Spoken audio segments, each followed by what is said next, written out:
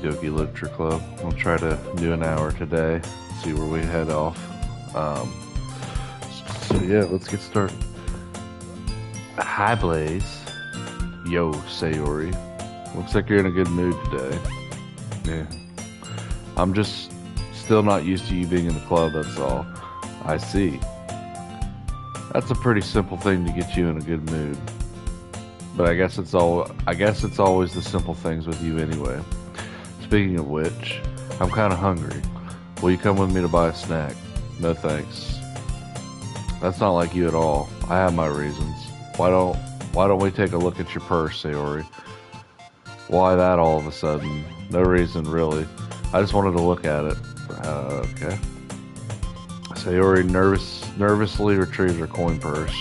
She fumbles with the latch and gets it open. Then she turns it upside down and lets all the contents spill onto the desk. Only 2 small coins fall out. I knew it. I can see right through you, Sayori. That's not fair. How did you even know?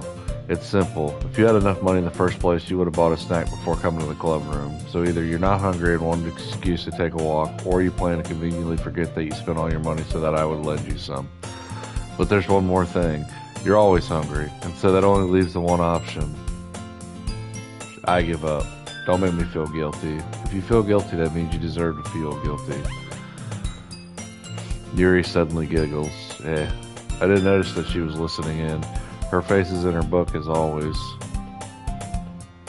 I wasn't listening or anything. It was just something in my book. Yuri, tell Blaze to let me borrow some money. Don't get me involved like that, Sayori. Besides, you should only buy what you can responsibly afford. Hear, hear. And frankly, after pulling a mischievous little stunt like that, your suffering is fair enough retribution.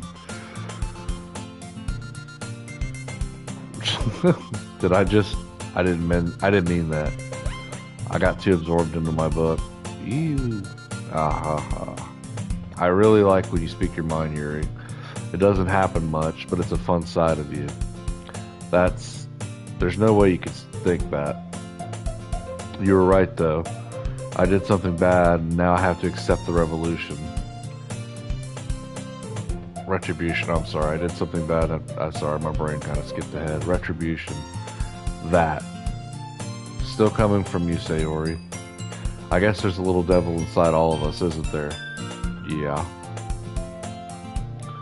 Don't let her fool you. Sayori knows exactly what she's doing. After all, she told you guys she was bringing me to the club before she even told me. But you wouldn't have come if it weren't for the cupcakes. So I had to trick Natsuki into making them. Come on, give me more credit than that, Sayori. Out of nowhere, something smacks Sayori in the face and tumbles onto the desk. What the hell? Ow. What was it? A cookie? Sure enough, it's a giant cookie wrapped in plastic. Sayori glances around. Is this a miracle? Is it because I paid my restitution? It's retribution. Actually, that one almost worked. Ha ha ha ha. I was just gonna give it to you, but then I heard you blab about cupcakes. It was totally worth seeing your reaction, though. Natsuki, that's so nice of you. I'm so happy. Sayori hugs the cookie. Geez, just eat it. Sayori rapidly tears open the wrapper and takes a big bite. So good. Oh, she's eating it. Okay. Sayori suddenly clasped her hands over her mouth. I bit my tongue. You're going through a lot over just one cookie. Natsuki takes a bite of her own cookie. Ah, yours looks really good too, Natsuki. Can I try it? Jeez, beggars can't be choosers. But yours is chocolate. Yeah, why do you think I gave you that one? Fine. Still, I'm really happy that you shared this one with me. Sayori gets out of her seat and goes behind Natsuki, then wraps her arms around her. Ah, jeez, I get it. Cookie still in hand, Natsuki reaches up to nudge Sayori off of her. Suddenly leans down and takes a bite of Natsuki's cookie. Hey! Did you seriously just do that? Mouthful. Sayori trots away to safety. Yuri and I laugh as well. Geez, you're such a kid sometimes. Monica, can you tell Sayori? Natsuki glances around. Monica isn't in the club room. Ugh. Where's Monica anyway? Good question. Have any of you heard anything about her late today? Not me. Yeah, I haven't either. That's a bit unusual. I hope she's okay. Of course she's okay. She's probably just had something to do today. She's pretty popular after all. Yeah. You don't think she has a... I would be surprised. She's probably more desirable than all of us combined. I beg to differ, Yuri. That's true. Excuse me? Suddenly the door swings open. Sorry, I'm super sorry. Ah, there you are. I didn't mean to be late. I hope you guys weren't worried or anything. Monica chose the club over her boyfriend after all. You're so strong-willed. A boyfriend? What on earth are you talking about? Monica quizzically glances at me. Ah, never mind that. What held you up anyway? Well, my last period was study hall. Today was study hall. To be honest, I kind of just lost track of time. That makes no sense, though. You would have heard the bell ring at least. I must not have heard it since I was practicing piano. Piano? I wasn't aware you played music as well, Monica. I don't really. I kind of just started recently. I've always wanted to learn piano. That's so cool. You should play something for us, Monica. Monica looks at me. Maybe once I get a little bit better, I will. Yay! That sounds cool. I'd also look forward to it.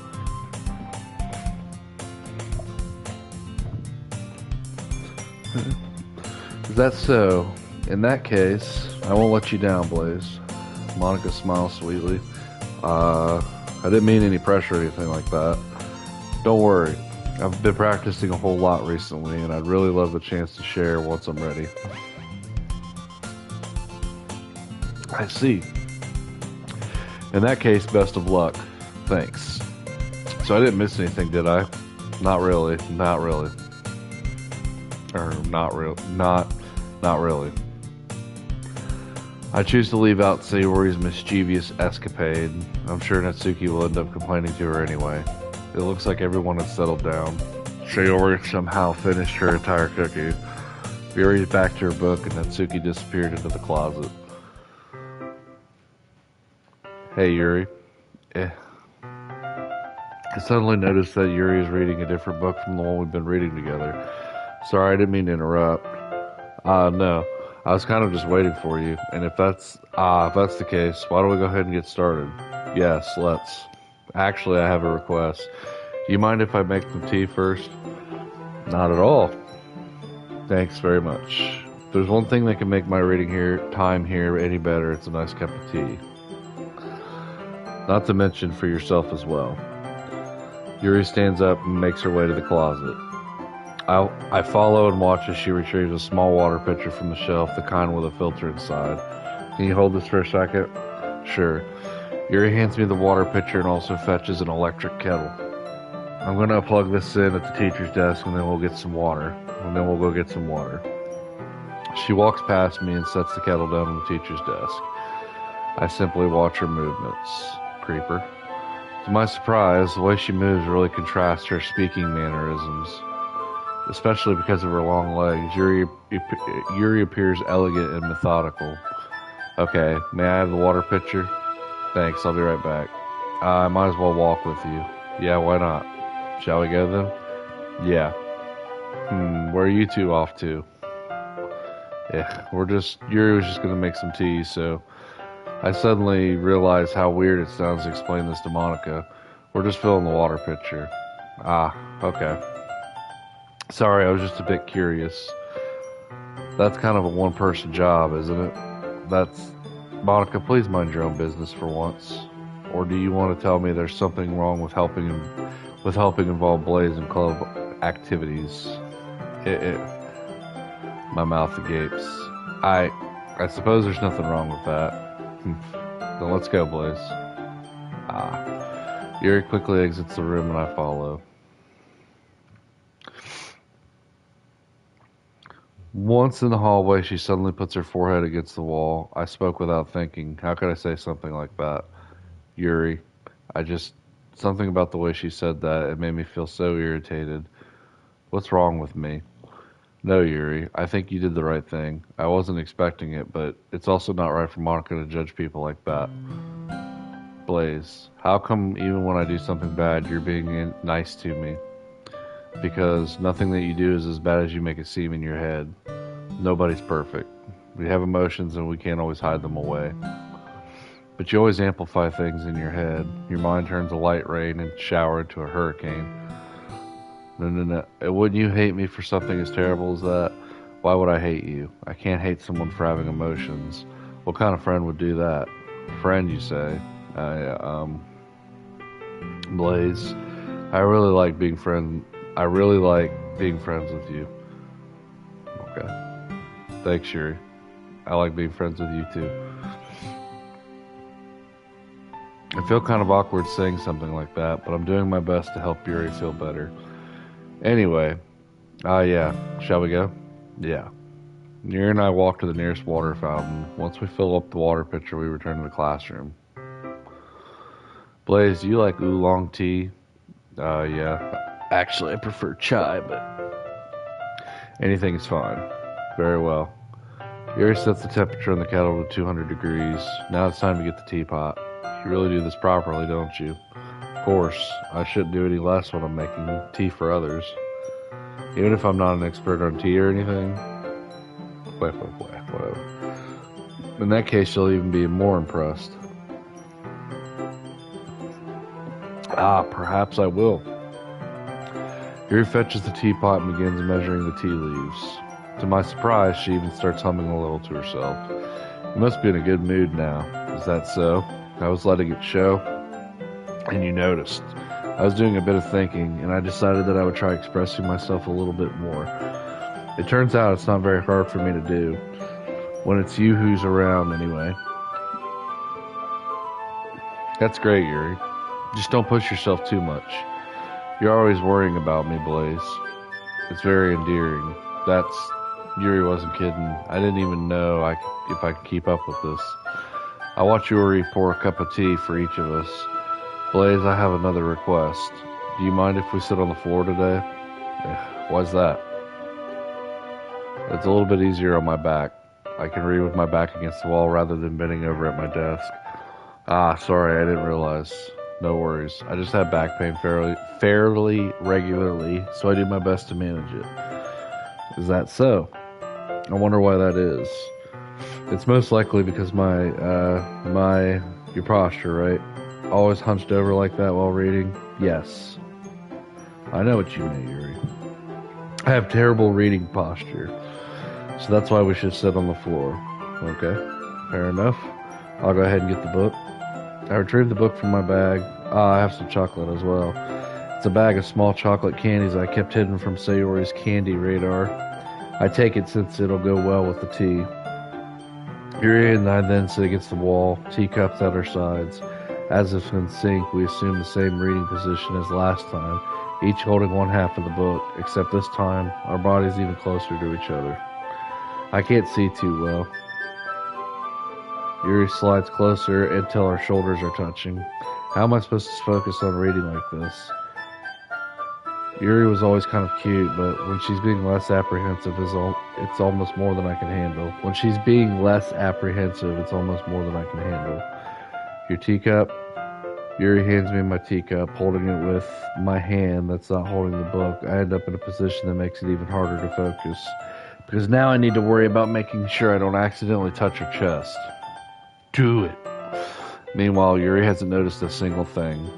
She wears her intense reading expression, and I can only presume the world around her has faded away. I use all my willpower to focus on reading.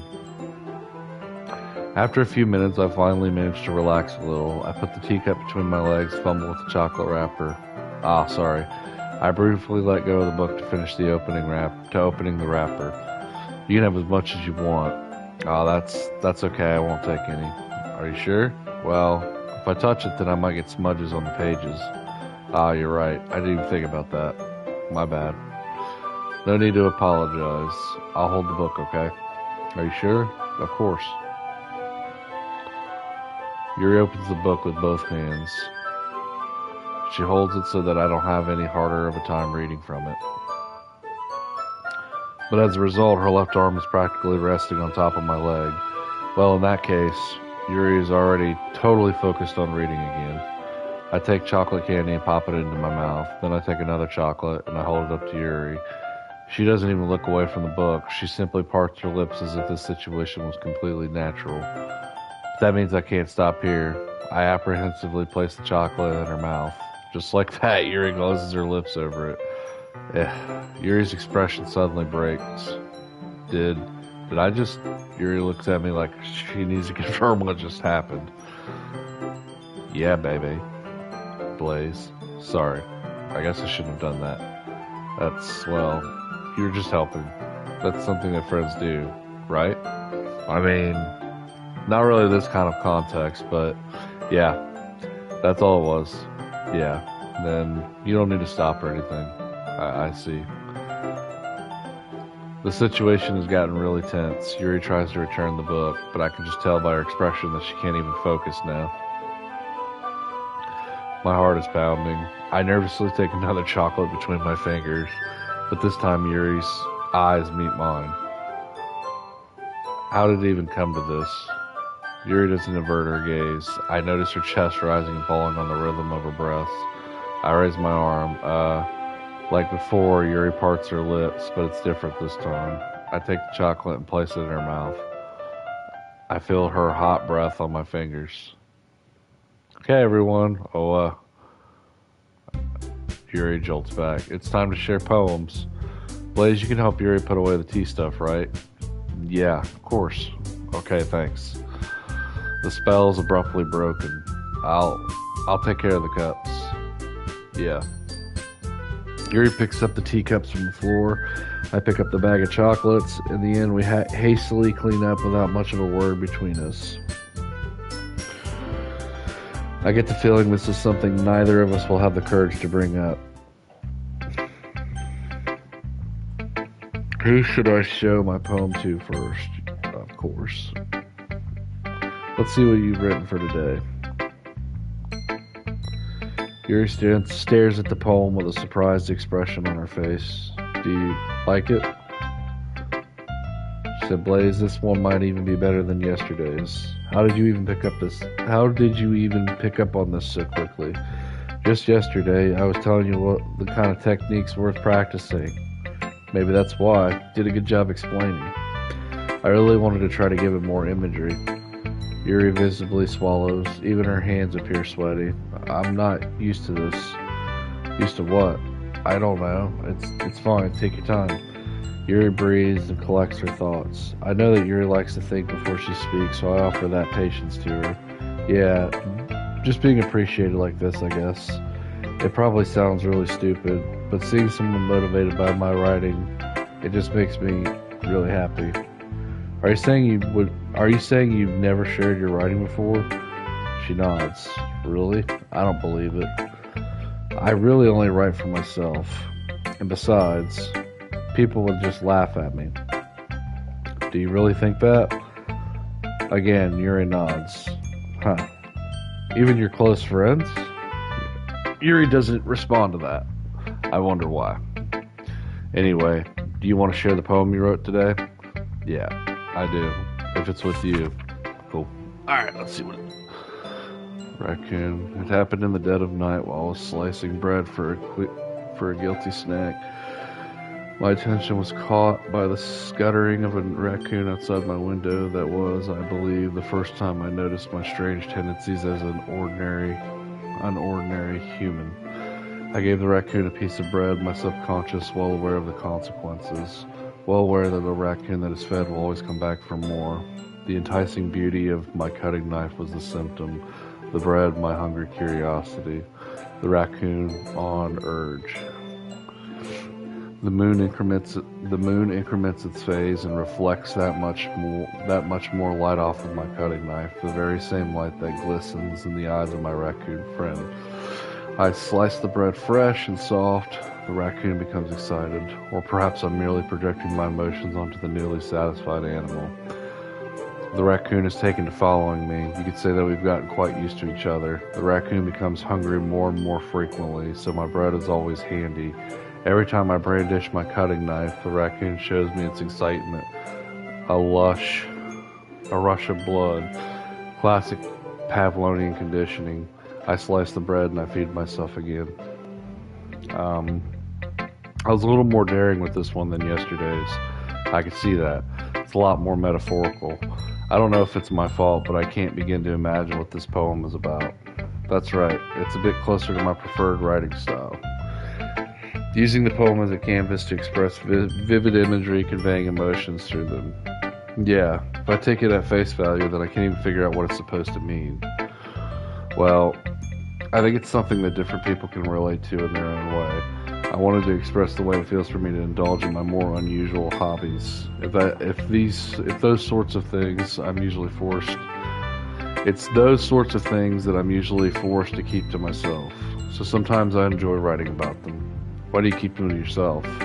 Because they're embarrassing, and people would make fun of me. Don't you have anything like that, Blaze? Well, yeah, I guess I do. I feel like everyone has a little something like that. The best we can do is respect each other and our individualities. Even if it's difficult sometimes and some things make us uncomfortable. After all, if I hadn't learned to embrace my own weirdness, I would probably hate myself. I might be ranting a little bit now, but I'm glad that you're a good listener. You're good at a lot of things. Writing, listening. There really are many people like you, Blaze. I'm sure you'd find them. That's exaggerating a little bit. It's just how I feel. I never thought I would feel so comfortable sharing my writing, but now I almost feel like I look forward to it. It's just a really nice feeling, and you're to thank for that. It's nothing really. Yuri smiles sincerely at me. For just a moment, her timidness seems to disappear. Who should I show my poem to next? Hi again, Blaze. How's the writing going? Alright, I guess. I'll take that. As long as it's not going bad. I'm happy that you're applying yourself. Maybe soon you'll come up with a masterpiece. I wouldn't count on that. You never know. Want to share what you wrote for today? Sure, here you go. I give my poem to Monica. Alright, this one's good. It feels like you're not only getting comfortable with your style, but the imagery is better than the last one I read. Just wondering, but have you been finding inspiration in Yuri's writing style? I guess so. You can't deny that she's talented. Yeah, totally. I think her poems are the most romantic. That's the best way to describe it. She's like a totally different person when she picks up a pen. I noticed that too. Or when she's talking about literature, it's like a light turns on inside her. Sadly, it's hard to get much personal conversation out of her. Trust me, I've tried. Who knows what goes on in that head of hers. I hope you don't mean that in a bad way. No, of course not. I just mean that I wish she didn't keep to herself so much. But still, defending her like that, you must be pretty into her, eh? You completely misunderstood. Calm down, I'm kidding. Besides, I'm pretty sure she's already got a boyfriend. Wait, really? Yeah, a fictional one anyway. Monica kind of whispers that last part to me. It's just a hunch, but, well, there's not really anything wrong with that. Oh, well, I know. I was just saying. But anyway, you want to read my poem now? I like the way this one turned out, so I hope you do too. Alright, let's take a look.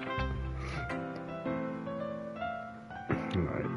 Save me. The colors, they won't stop. Bright, beautiful colors, flashing, expanding, piercing.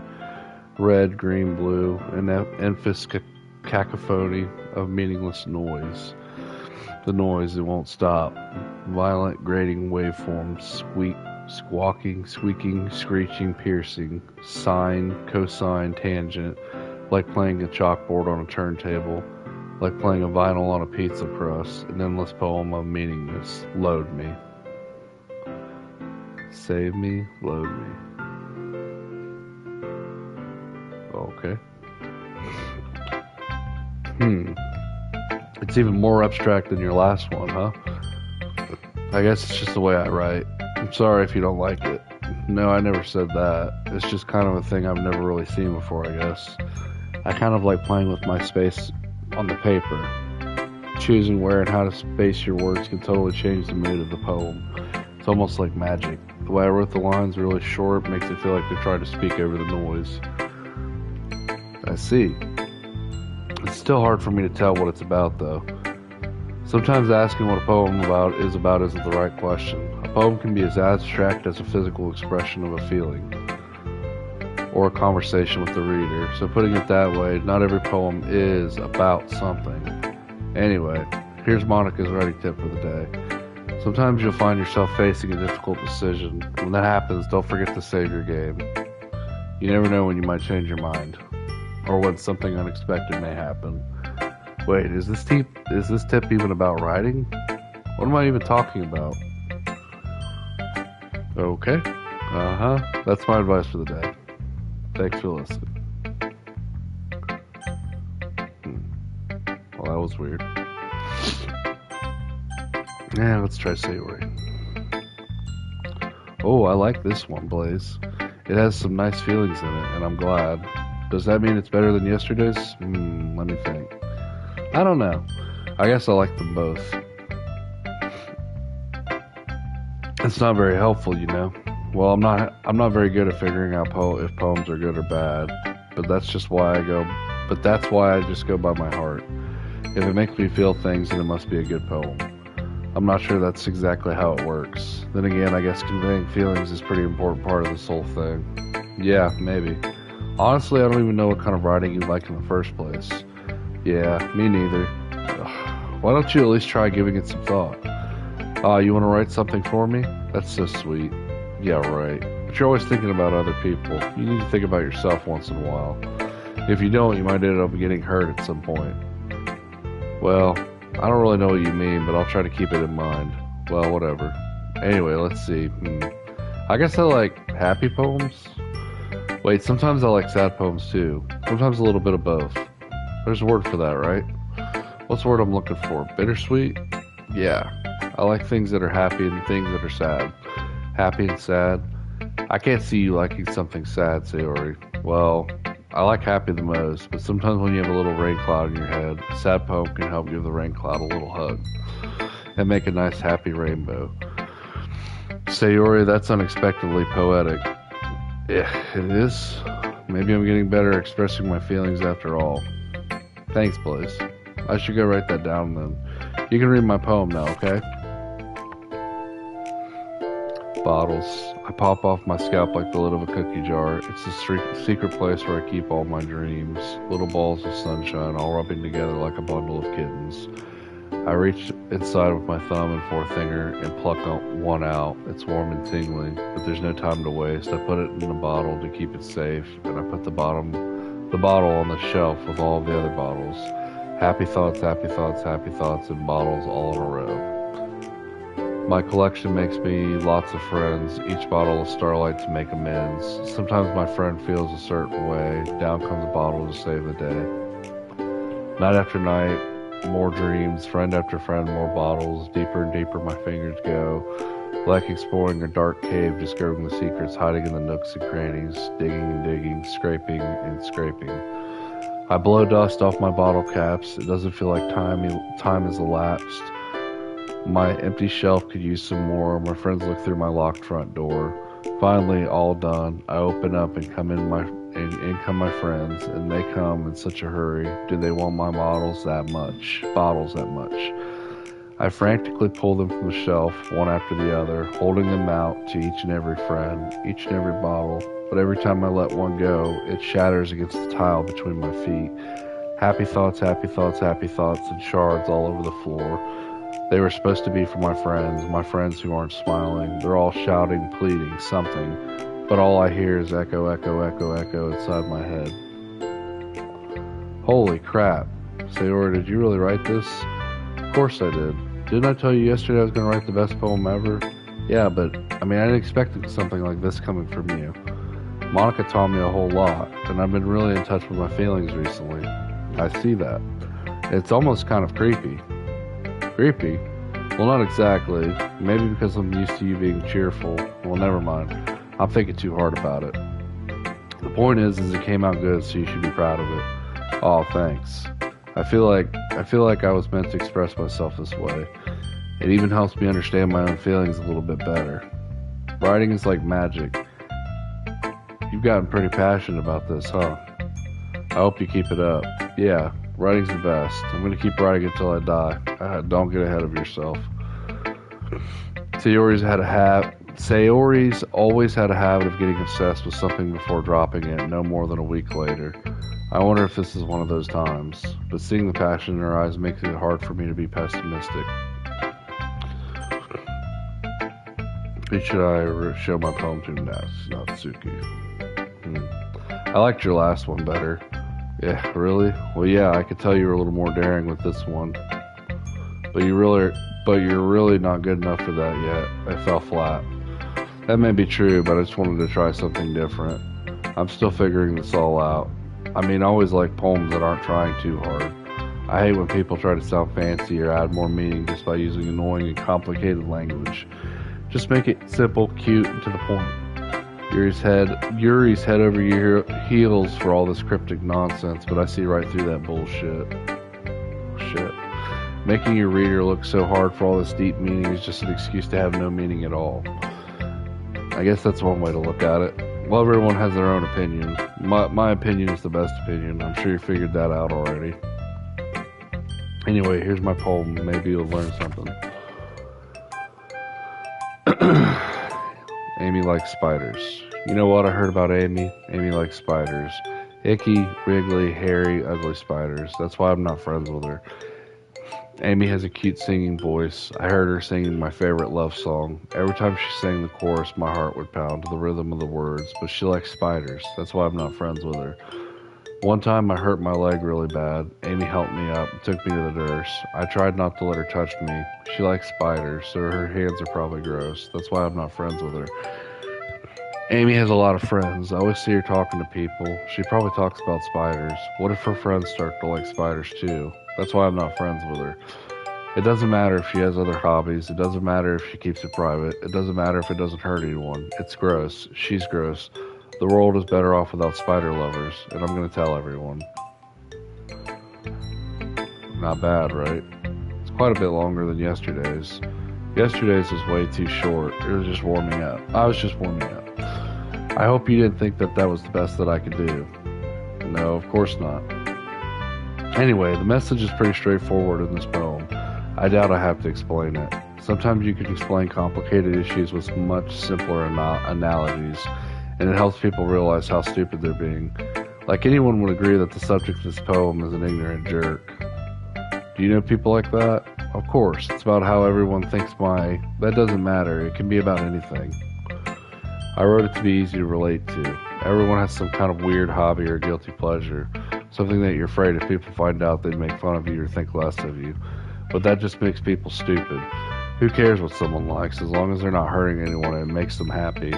I think people really need to learn to respect others for liking weird things. Huh, that's funny. Yuri wrote about something similar today. Huh? Did you say Yuri? Yeah. She said her poem was about an unusual hobby of hers. I didn't really get it, but she said something similar to you. That people shouldn't make each other feel insecure about those things. Really? Well, I mean, Yuri's pretty weird, so I wouldn't doubt that she has some weird hobbies. Not that there's anything wrong with that.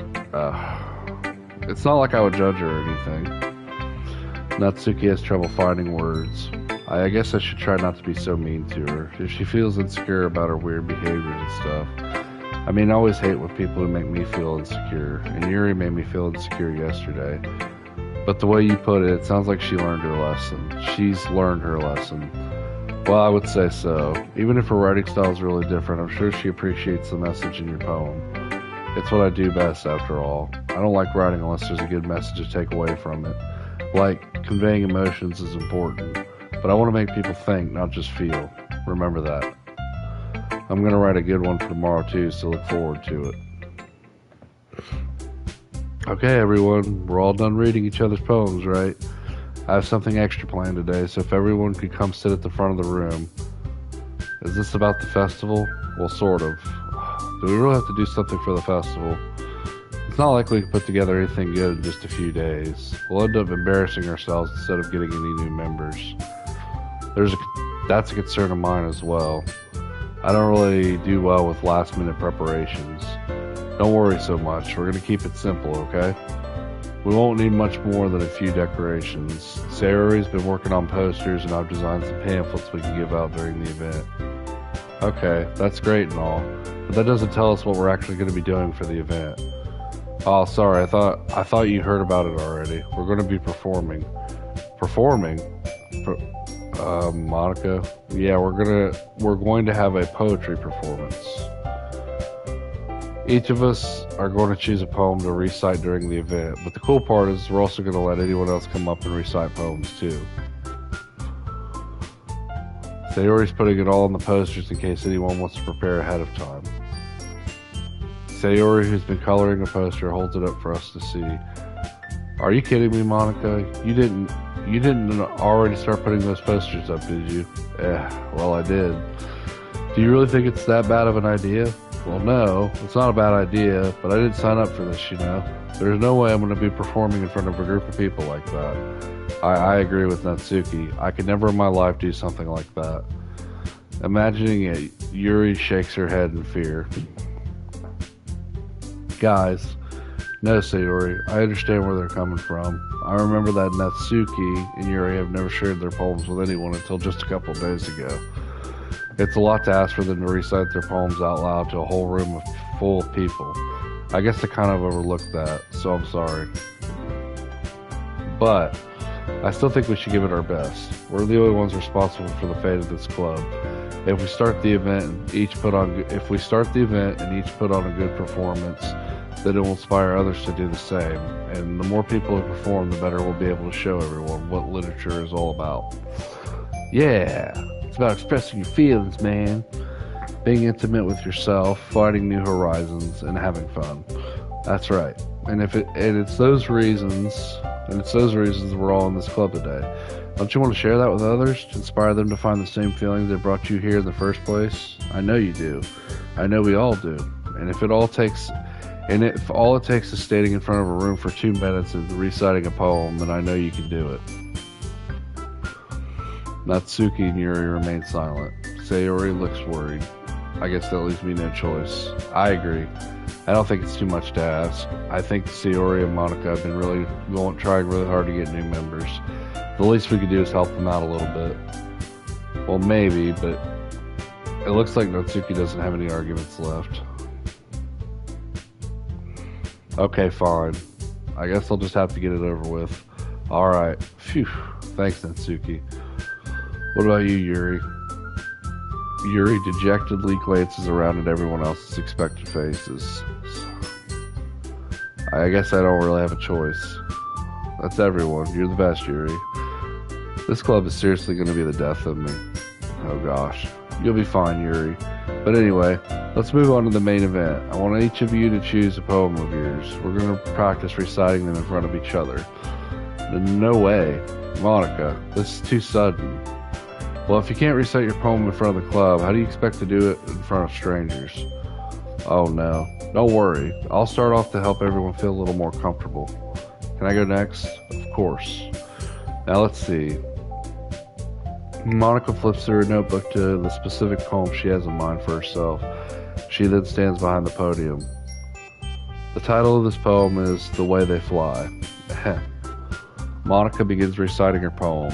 Her clear, confident voice fills the room. More than that, her inflection is pristine. She knows exactly how to apply emotion behind each line she recites, bringing the words to life. Is this something she's done before, or is she simply a natural? I glance around me. Everyone has their eyes on Monica. Sayori looks amazed. Yuri has an intense expression in her face that I don't understand. Finally, Monica finishes the recitation. The 4 of us applaud. Monica takes a breath and smiles. That was so good, Monica. Thank you very much. I was just hoping to set a good example. Are you ready to go next, Sayori?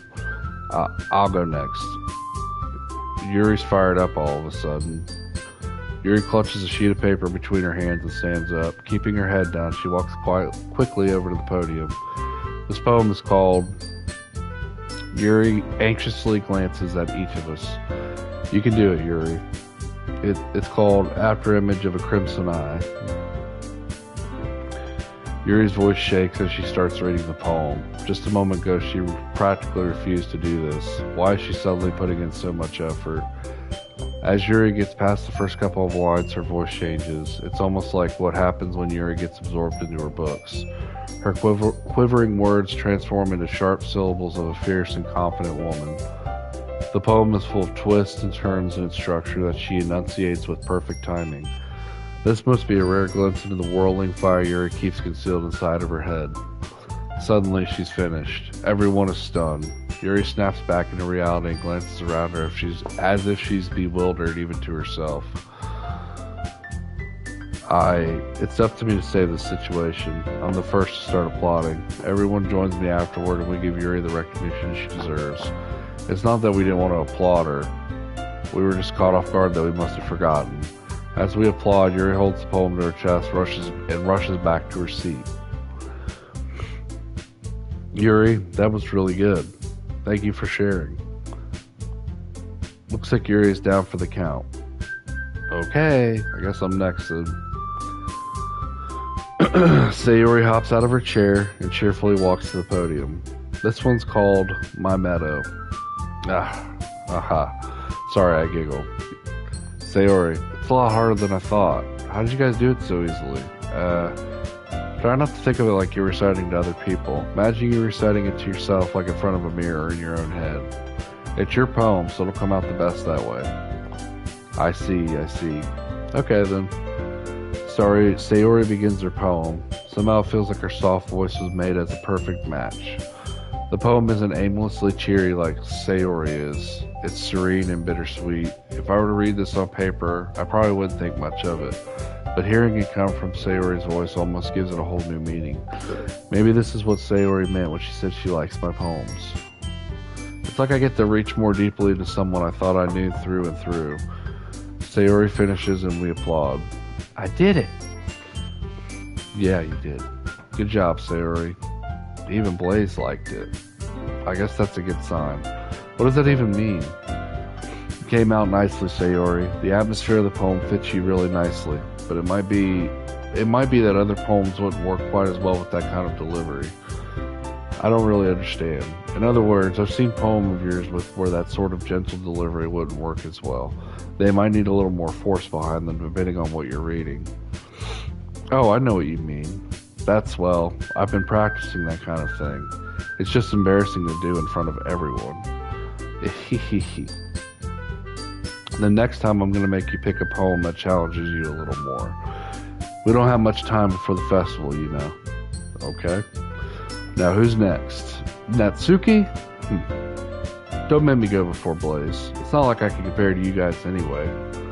Might as well let Blaze lower everyone's standards a little before I have to do it. Natsuki. It's fine. I might as well get it over with. But it's not like I have much of a selection of what to read. I'll just have to go with what I wrote for today. I stand up and step in front of the podium. Everyone has their eyes on me, making me feel terribly awkward. I recite my poem since I'm not exactly confident in my own writing. It's hard to put energy into it. Despite that, once I finish, I receive applause anyway. Sorry, I'm not really as good as everyone else. Don't worry about it so much. I think it's less about your abilities and more about your lack of confidence in your writing. That's something that'll improve over time, though. Yeah, maybe. Alright then. That just leaves you, Natsuki. Yeah, I'm going. Natsuki begrudgingly gets out of her seat and makes her way to the podium. The poem is called, Why Are You All Looking at Me? Because you're presenting. Anyway, the poem is called Jump. Natsuki takes a breath. Once she starts reciting the poem, her sour attitude disappears a little. While she's still a little unenthused, her poem has a rhythm and a rhyme to it. It's not Natsuki's trademark style, and it works surprisingly well when spoken aloud. The words feel like they bounce up and down as if giving life to the poem. Natsuki finishes and everyone applauds. She hops back to her seat. That wasn't so bad, was it? Easy for you to say. You better not make me do that again. Well, do you at least feel prepared enough to recite a poem in front of other people? I mean, doing it in front of other people will be way easier. I can put whatever face I want for other people, but when it's just my friends, it's just embarrassing. That's a surprise, Natsuki. I think it would be the other way around for me. Well, that's just how it is, so... Well, I guess in that case, you won't have much to worry about for the festival. That said, I want to thank everyone for coming through. It might be hard, but I hope you all have an idea of what it's like now. Make sure you pick a poem and get enough practice before the festival, okay? I'll be making pamphlets, so let me know ahead of time what you'll be reciting. Jeez, I should probably find some other poem to recite instead. That's fine too. Doesn't have to be your own. I'm already pleasantly surprised that you're putting all this effort in for the club. It makes me really happy. Oh yeah, no problem. Okay everyone, I think that's about it for today. I know the festival's coming up, but let's try to write poems for tomorrow as well. It's been working out really nicely so far, so I'd like to continue that. As for the festival, we'll finish planning tomorrow and then we'll have the weekend to prepare. Monday's the big day. I can't wait. I can do this, I can do this. Alright. I stand up. There's no way I'll be able to find the same enthusiasm as Sayori and Monica, but I'll do my best to get through it. If it's for the sake of the club and impressing Monica, then I'll have to do my best. I'm not trying to impress her, bro. I'm trying to impress Yuri. Ready to go, Sayori? Yep. Look at you two, always going home together like that. It's kind of adorable, isn't it? Jeez, guys, don't make such a big deal out of it. It must be a little nice, though. Well, how am I supposed to respond to that? It's okay, Blaze, you don't have to say it. Whatever, let's go already. I walk home with Sayori once more, even though it's only been a few days. A lot of things have already changed. But today, Sayori is being a little quieter than usual on the way home. Hey, Sayori. Sorry, I was spacing out. Ah, no wonder. I was thinking about something from earlier. I like how we get to, Sayori fumbles with her words. So let's just say that one day Yuri asked to walk home with you, huh? What would you do? What kind of question is that? You're kind of putting me on the spot here. I would walk home with her. Walking home with Yuri, why does the thought of that make my heart pound? I mean, given how hard it is for her to socialize, it would feel awful turning her down, so... Isn't she so beautiful and smart? That has nothing to do with what I just said. You just admitted it. Jeez. There's not even any point in speculating something that's never going to happen. Well, maybe, but I just like to think about it. It's not long before you won't need me anymore, you know. Need you? I can't figure out how you're putting these things in your head right now. Everyone's different. Nobody in the club is a replacement for you. If you say so. The conversation trails off and I'm left feeling awkward. But it was kind of her fault for trapping me with such a weird question. I can't just lie to her. But if there's something that makes her happy, I would hate to take that away from her.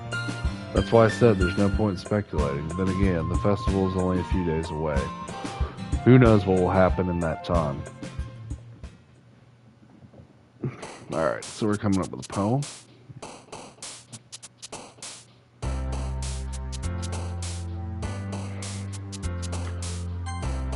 I'll say family.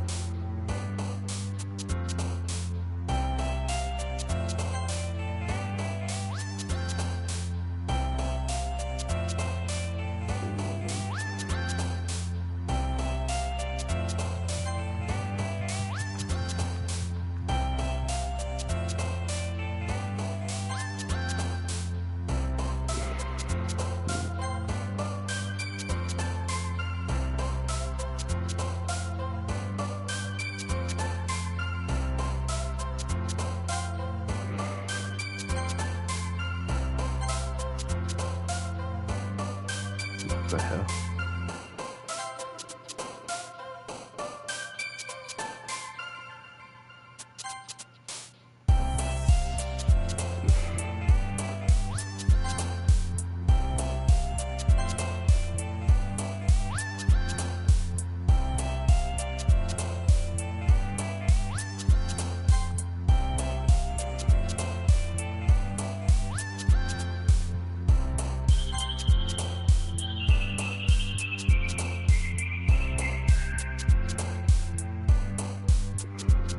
Hmm.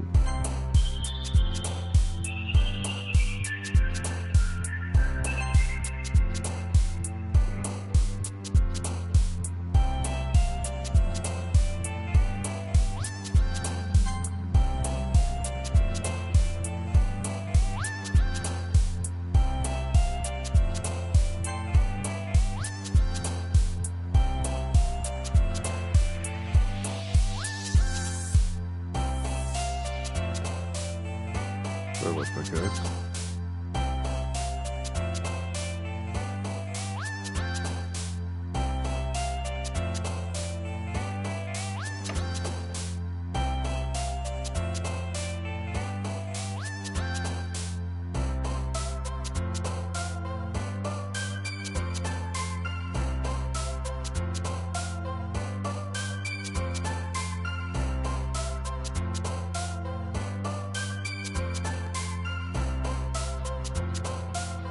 Secretive.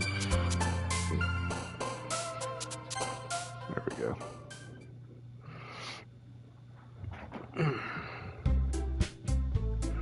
Oh man, I'm the last one here again. Don't worry, I just walked in too. Were you practicing piano again? Yeah. Aha! You must have a lot of determination, starting this club and now picking up piano. Well, maybe not determination, but I guess passion. Remember that the club wouldn't be here if it wasn't for all of you. I'm just super happy that you're willing to help out for the festival too. I can't wait for the festival. It's gonna be great. Weren't you complaining about it just yesterday, Natsuki? Well, yeah.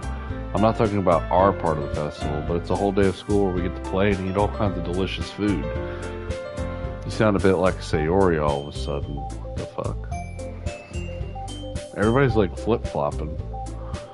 Do they usually have fried squid? Squid?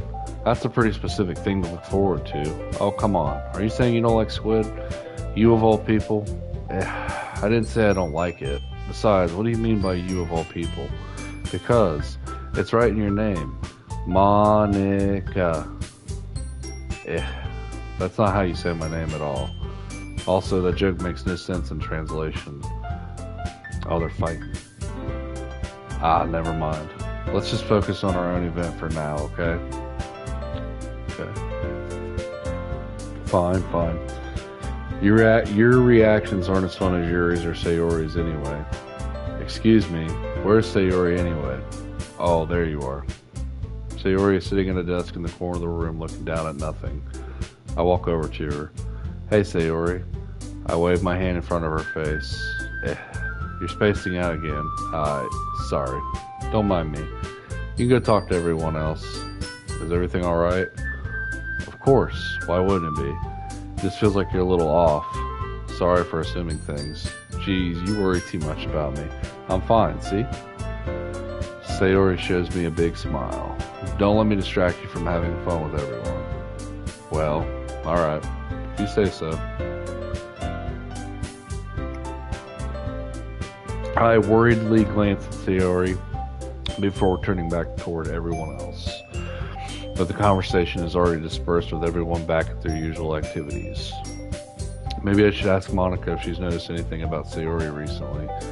Since they've been preparing for the festival, they must be spending a lot of time together. I timidly approach Monica, who's shuffling through some papers at her desk. Blaze, what's up? Hey, this might sound a little strange, but have you noticed anything with Sayori recently? Anything up with her? In what way do you mean? Maybe I'm reading into it a little too much, but she seems a bit downcast today. Oh, you think so? I can't say I've noticed anything about her. Monica peers across the room at Sayori, who is idly dragging a rubber eraser up and down her own desk. Maybe there's something on her mind. But I'm surprised I'm not the one asking you, Blaze. You certainly know her a lot better than I do.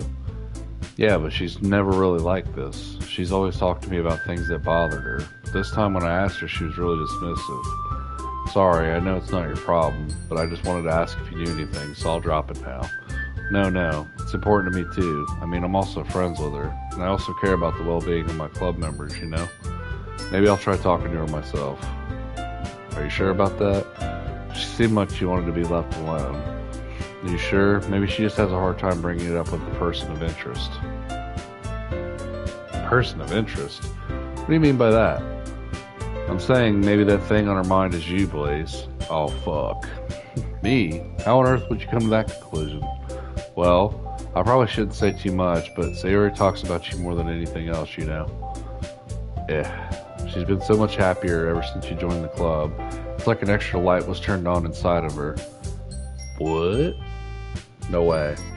Sayori's always like that. She's always been full of sunshine.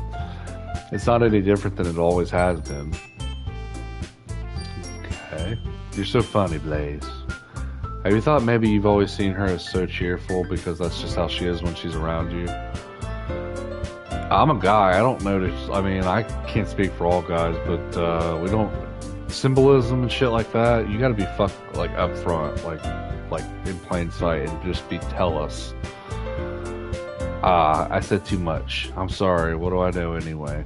I didn't mean to jump to conclusions, so you should just forget about what I said. I'll try to talk to her, so try not to think about it for now. Alright. Monica smiles meaningfully. I know she said to forget it, but I already know that I won't be able to get her words out of my head. Monica stands up from her desk and walks across the room to where Sayori is sitting. I watch her kneel down next to Sayori and gently talk to her, but she's keeping her voice so quiet that I can't hear her from here. I sigh and sit myself down. I know Sayori told me not to worry about her and to have fun with everyone else, but that's impossible to do when she's behaving like this. Exactly how much do I care about her that I'm letting this weigh me down so much? Now it feels like I'm the one behaving out of the ordinary, but there's nothing I can do besides wait for Monica. Why does it feel like I'm being watched? I glance around the room.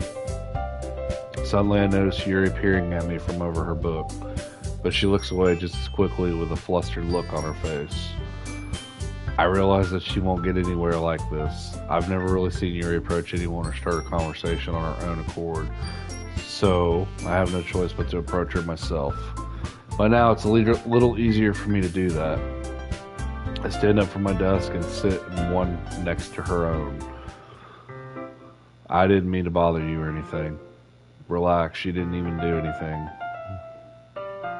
But I could tell that you wanted to be alone with your thoughts. Alone with my thoughts? How are you even able to tell that I was thinking like that? Well, it's something that I do a lot, so it wasn't hard for me to spot based on your posture and expression. Not that I was staring or anything. I didn't do anything creepy like that. In any case, I guess you were right. I'm sorry if I caused you any concern. Don't apologize. Your troubles are only the concern of those who willingly share that in that concern. Of course, there are certainly those who find the most comfort in keeping to themselves. But if you would prefer to share what's on your mind, then I would be glad to listen. It's really not that big of a deal. I was just feeling a bit uneasy about Sayori. Sayori? Yeah, she seems a little off today, but when I asked her about it, she didn't want to admit it to me. So I can't help but wonder if something happened to her. Oh, that's quite romantic. No, it's not, man. He grew up with her. It's his friend. Yeah, sorry. I didn't mean to say something stupid. It's not that I just didn't want you to misunderstand. Sayori and I have just been friends for a long time, that's all. Ah, I see. And perhaps it is unusual for her to be dismissive to you about her feelings. Or maybe I'm just reading into it a little too much. Blaze, the world is full of meaning, often hidden deep beneath plain sight, and there are many untold mysteries behind every person, no matter how well you may know them. Tell me about it. So you think that there might be something behind it after all? I think that Sayori is a very complex person. Her mannerisms on the outside don't always match what may be going inside her head. And she may not always know what she wants. What woman does, though? What woman really does? I noticed her strange behavior today, too, and I also feel some concern for her. But in your case, it looked like she was fully occupying her thoughts, wasn't she? Well, I guess that was the case. Sayori, she really means a lot to you, doesn't she? I guess. But you don't need to put it that way. We're just good friends, that's all. Yuri suddenly looks deeply in my eyes. Her expression is gentle and curious, as if she was searching for something.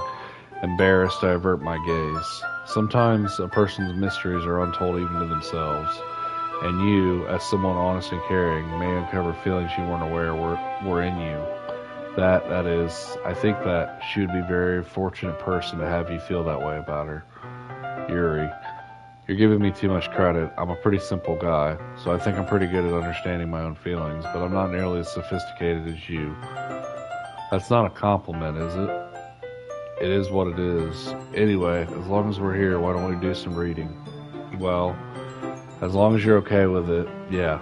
I should be taking my mind off this whole thing anyway.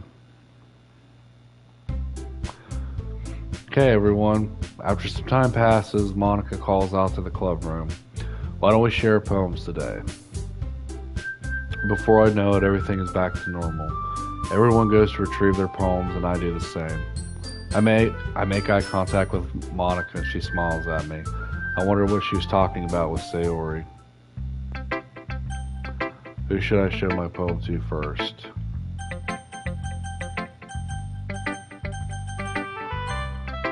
Go to Sayori first. It's nice, I guess. Come on, I can already tell you don't like it. Well, you don't need to worry about what I think. After all, you wrote this for someone else, didn't you? Probably Yuri. That's what it's about. I didn't write this for anyone specifically. Maybe. That's not really what I meant, though. But it's okay. You're making new friends, just like I was hoping. That makes me really happy. And you're happy too, right? In this club?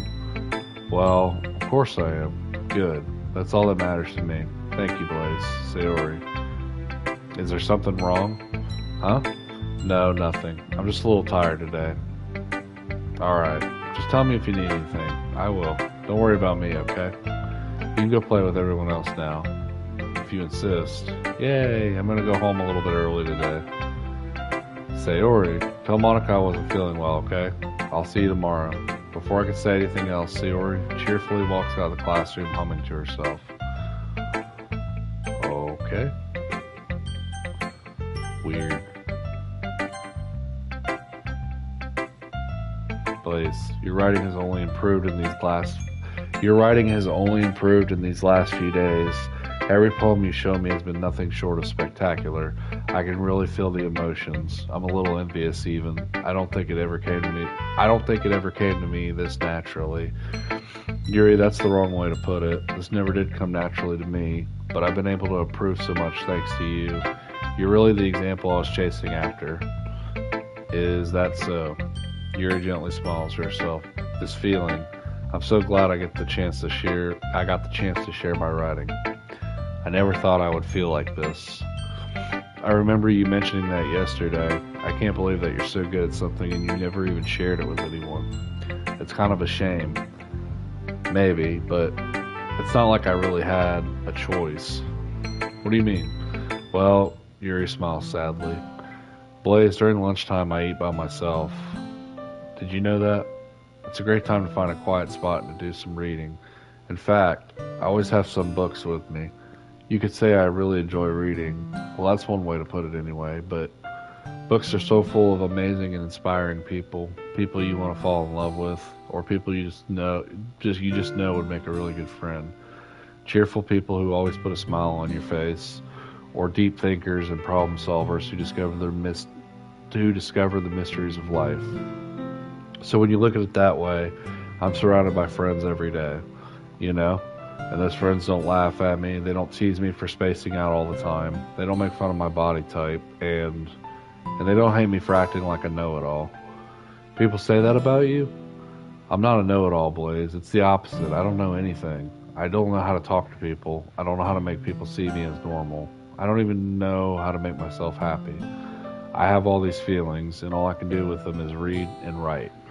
But it wasn't until now that I started sharing it with you that I really understood what was missing all this time. But I haven't really done anything. No, that's wrong. Just being patient and respectful, that's really important to me.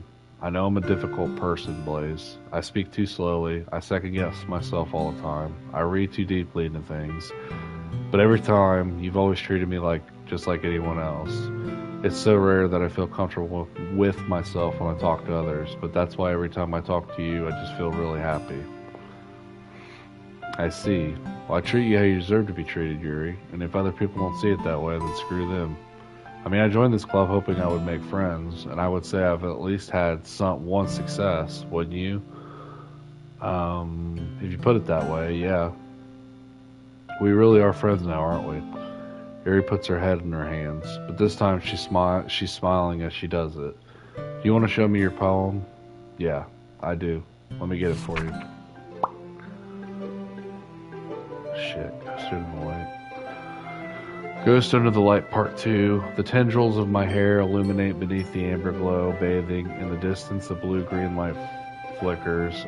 A lone figure crosses its path, a silhouette obstructing the eerie glow. My heart pounds, the silhouette grows closer and closer. I open my umbrella, casting a shadow to shield me from visibility, but I am too late. He steps into the street light.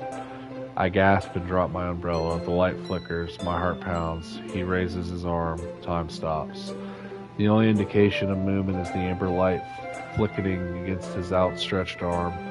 The flickering light is in rhythm with the pounding of my heart, teasing me for succumbing to this forbidden emotion. Have you ever heard of a ghost feeling warmth before?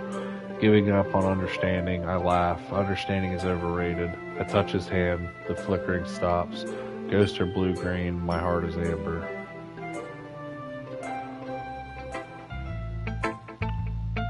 Finishing the poem, I start to hand it back to Yuri, but instead of taking it from me, she looks away. Do you dislike it? Oh, no, of course not. I just don't really know how I should respond. Despite Yuri's poems usually being cryptic, it wasn't hard to figure out what this one was about. I don't know if I'll be able to explain this one. That's fine. I understand this one. Yuri's having an even harder time speaking than usual. Does this one mean a lot to you? Yuri nods. I'm not really good with words, but I'm happy that you shared it with me, so thank you, and I hope we keep spending time together. Despite my inability to make eye contact, I see a faint smile emerge on Yuri's lips. I once again try to hand the poem back to her, but instead Yuri gently takes my hands and pushes them back toward me. That's for you, nigga. That's your poem, man. She wrote about you. I hesitate in response to her warm touch. The poem is, once again, Yuri fails to form a complete sentence. You mean I can keep it? She nods. I'd love to. Again, Yuri faintly smiles as if she doesn't want me to notice. You always make me feel nice. I know I'm not good with people, but I hope that I can return the favor sometimes. Yeah, don't worry. I think you do a good job. Yuri finally turns back toward me. I guess we should move on before Monica says something. But I'm sure we can talk again later. Yeah, I'm sure we will. With that, Yuri timidly smiles at me and I return to my seat so I can put her poem away. Who should I read my toilet to next? Hi Blaze, have you thought about what you want to submit to perform at the festival? Well, being in this club is one thing, but performing in front of a bunch of people, I'll have to give it some more thought. Okay, no pressure. But whatever you do, I'm sure it'll turn out great. It would also make me happy to see... Anyway, let's take a look at today's poem. Sure. I let Monica take the poem I'm holding in my hands. Your style has gotten so refined, Blaze. Yuri's been teaching you a lot of things, hasn't she? Well, I guess so. Yeah, I've been noticing how much time you spend with her. I think I've heard her say more words these past couple of days than she's talked in the whole year. Not sure how you did it, but that's pretty impressive. Well, she just needs some patience and a way to talk about all the things in her head, I guess. I'm still getting the hang of it myself. You're certainly putting in a lot of effort.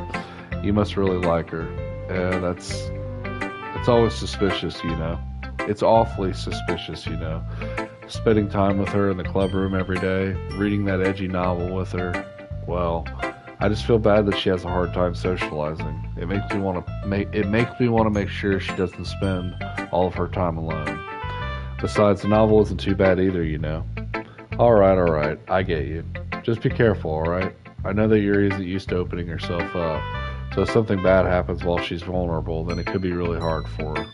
Her books aren't a total escape from reality. They're just a bandage. You say that like I'm gonna hurt her. Sorry, I didn't really mean that. If anything, she might accidentally hurt herself. Okay. Anyway, I'll share my poem with you now, alright? Okay. Alright. The Lady Who Knows Everything.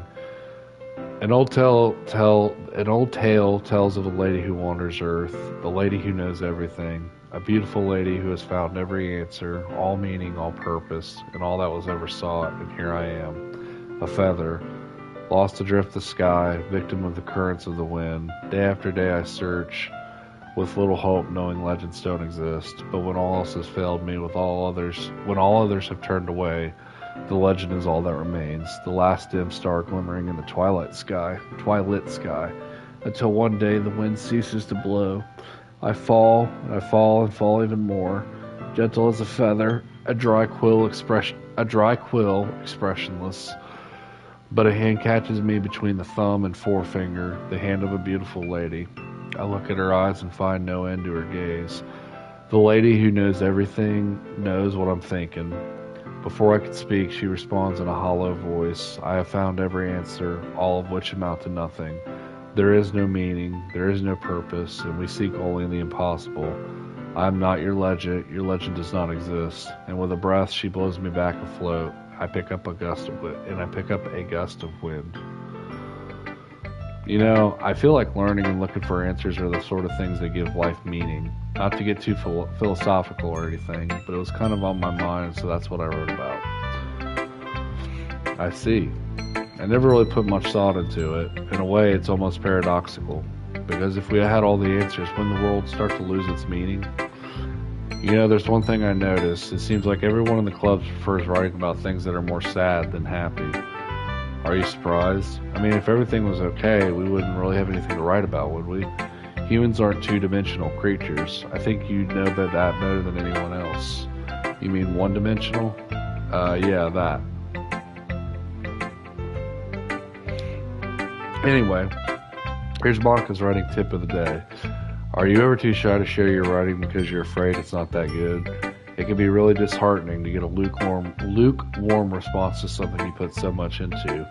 But if you can find other people who enjoy writing, then sharing becomes a lot easier, because instead of just telling that your writing is good or okay or bad, they'll want to focus more on everything that went into it and the things you can work on. It's much more encouraging that way, and it will make you want to continue improving. It's almost like having your own little literature club, don't you think? That's my advice for the day. Thanks for listening. Okay. Let's see what Miss Thing has to say. Meh. I guess you really haven't learned anything after all. Honestly, I don't know why I got my hopes up in the first place.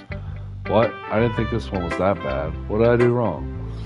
Poems don't need to be all deep sounding to express something. It's going to just sound like you're forcing it unless you really don't suck at it. Honestly, don't bother trying to write poems like this until you're on Yuri's level. Natsuki stops all of a sudden. Don't tell me. You're not just trying to impress Yuri, are you? Well, what are you talking about? Keep your voice down. You know Yuri would love this angsty. Just because she's a talented writer doesn't mean looks like I'm in trouble. I somehow struck a nerve, though what I did is beyond me. I am so done with you.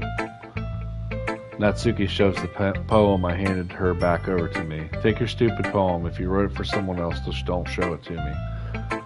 Ouch.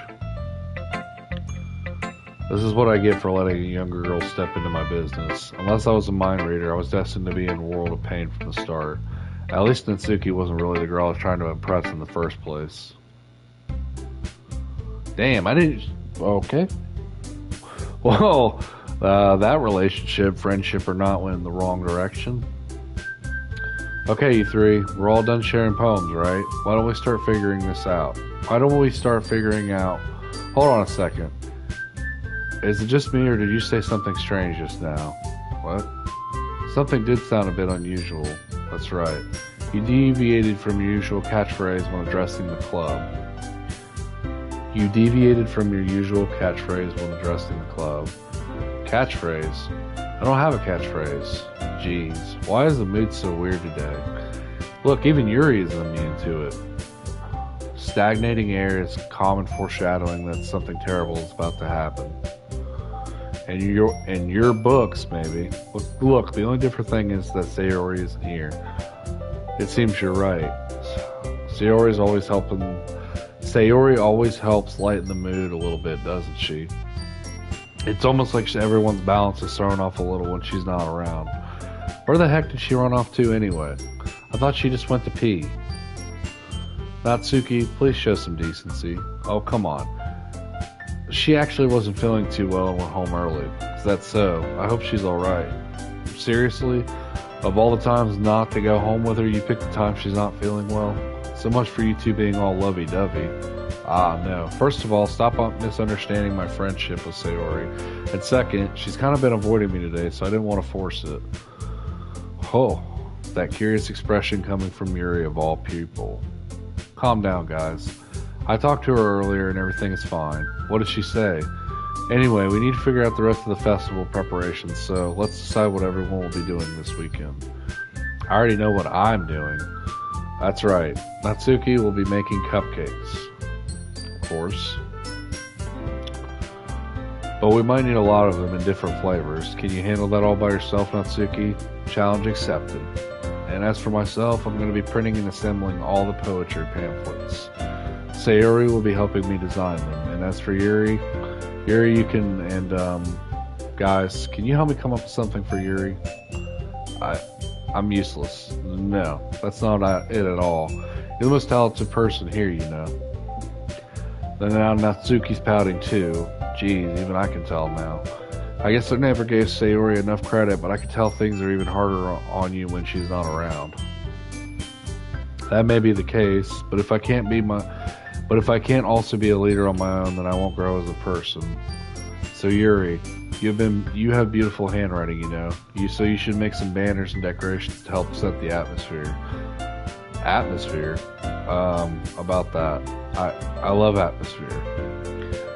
Yuri's expression suddenly changes as she stares at her desk in focus and starts nodding to herself. Your mind is already racing, I see. That's great. You'll be a wonderful help, Yuri. But anyway, that just leaves you, Blaze, the one who is truly useless. Don't say that. In fact, both Natsuki and Yuri have some pretty heavy tasks to handle. It would probably go a long way to give one of them a hand. You could always help me out as well. I would be really appreciative of that. Is Monica suggesting I spend the weekend with one of my club members? How on earth are they going to respond to a suggestion like that? I suppose I wouldn't mind a bit of help. Well, even if you don't know how to bake, there's always some dirty work I could give to you. It's not like Monica's going to give me a choice, and you should be sitting on your butt anyway. She tried to mumble a bunch of excuses like that. If I recall, Natsuki, you mentioned that you would like to handle the baking on your own. Blaze may not like to be around if you only make him out to be a nuisance. So therefore, he may be more suited to assisting with the decorations. Hold on, I never said that. How hard could it be to make a few decorations anyway? Sounds more like you're just making excuses for Blaze to... Well, what are you saying? It'll be extremely meticulous work, and baking isn't? Just what do you think? Guys, let's settle down for a moment. In the end, I think it's up to Blaze to decide how he'll like to contribute. Besides, he hasn't really gotten the chance to spend any time with me yet, you know? So I'm sure he's interested in... You literally just said, I'm surprised as well. Sorry. I was just saying, though. Jeez. Can we just settle this already? Yeah. Blaze, you're okay with this, right? In the end, it's up to you. Of course. Very well. In that case... Oh, man. But of course, I'm going to go with... Well, I'll probably be most useful helping out Yuri. Me? Are you serious? Why would you? Natsuki, I can already tell you're about to say something mean. No, I was just saying... So you'll be helping Yuri then, Blaze? Yeah, that's what I'm going to do. I'm glad. I have a bad habit of overthinking these sorts of things, so I think your assistance will be very useful. That's great to hear. Natsuki, will you be able to handle the baking yourself? I mean, yeah, I already said I would be fine. Okay. Everyone can tell that Natsuki is feeling a little sour. So is that everything we needed to go over? Yeah, that should be about it. Are you guys excited? Well, excited may not be the right word, but I suppose I'm looking forward to it a little bit. Do you feel the same way, Blaze? Me? I guess you could say I'm interested to see how it'll turn out. That's good enough for me. What about you, Natsuki? Natsuki, what? Why is everyone yelling at me? I didn't even do anything. No. That's not what I meant at all. Yuri anxiously glances between everyone in the room. I'm sorry for this. I don't really know why Blaze picked me. And also, your cupcakes are the best cupcakes I've ever had. They go really well with my tea. And nothing that I do for the event will compare to that, so... I get it. I'm kind of surprised, though. Why? Well, I'm the one acting immature. I already know that. But you're trying to cheer me up all of a sudden. I know, I'm not very good at it. I'm sorry if I've said something bad. Natsuki isn't the only one surprised. Monica and I are also taken aback by Yuri's words. When she already has trouble with words, trying to cheer someone up must be far out of her own comfort zone. But I begin to understand. Yuri was trying to sound like Sayori. Even if it didn't work out perfectly, I could tell she tried to say something Sayori would say at a time like this. Because Sayori always helps everyone smile and feel good about themselves. No, I kind of appreciated it. I'm sorry for making a big deal out of nothing. But I'm going to say this. You better bet that my cupcakes are going to be the best part of the whole event. I believe you. Yeah. I hope to see everyone do their best. But with that, there's nothing more for today. So I guess it's time for us to head out. Alright, let's get out of here then. Everyone packs up the things. I start to follow Monica and Natsuki out the door as they chat between each other. I turn around. Sorry, I realize that I don't have any way of contacting you this weekend. Oh, you're right. I can't believe that slipped my mind. Should I give you my phone number? I think that would be the best way, yes. Alright then. Yuri and I exchange phone numbers, okay? Then I'll be stopping by your house on Sunday. My house? Is that a problem? No, not at all. I just thought that I would be the one going to your house since I'm the one helping you.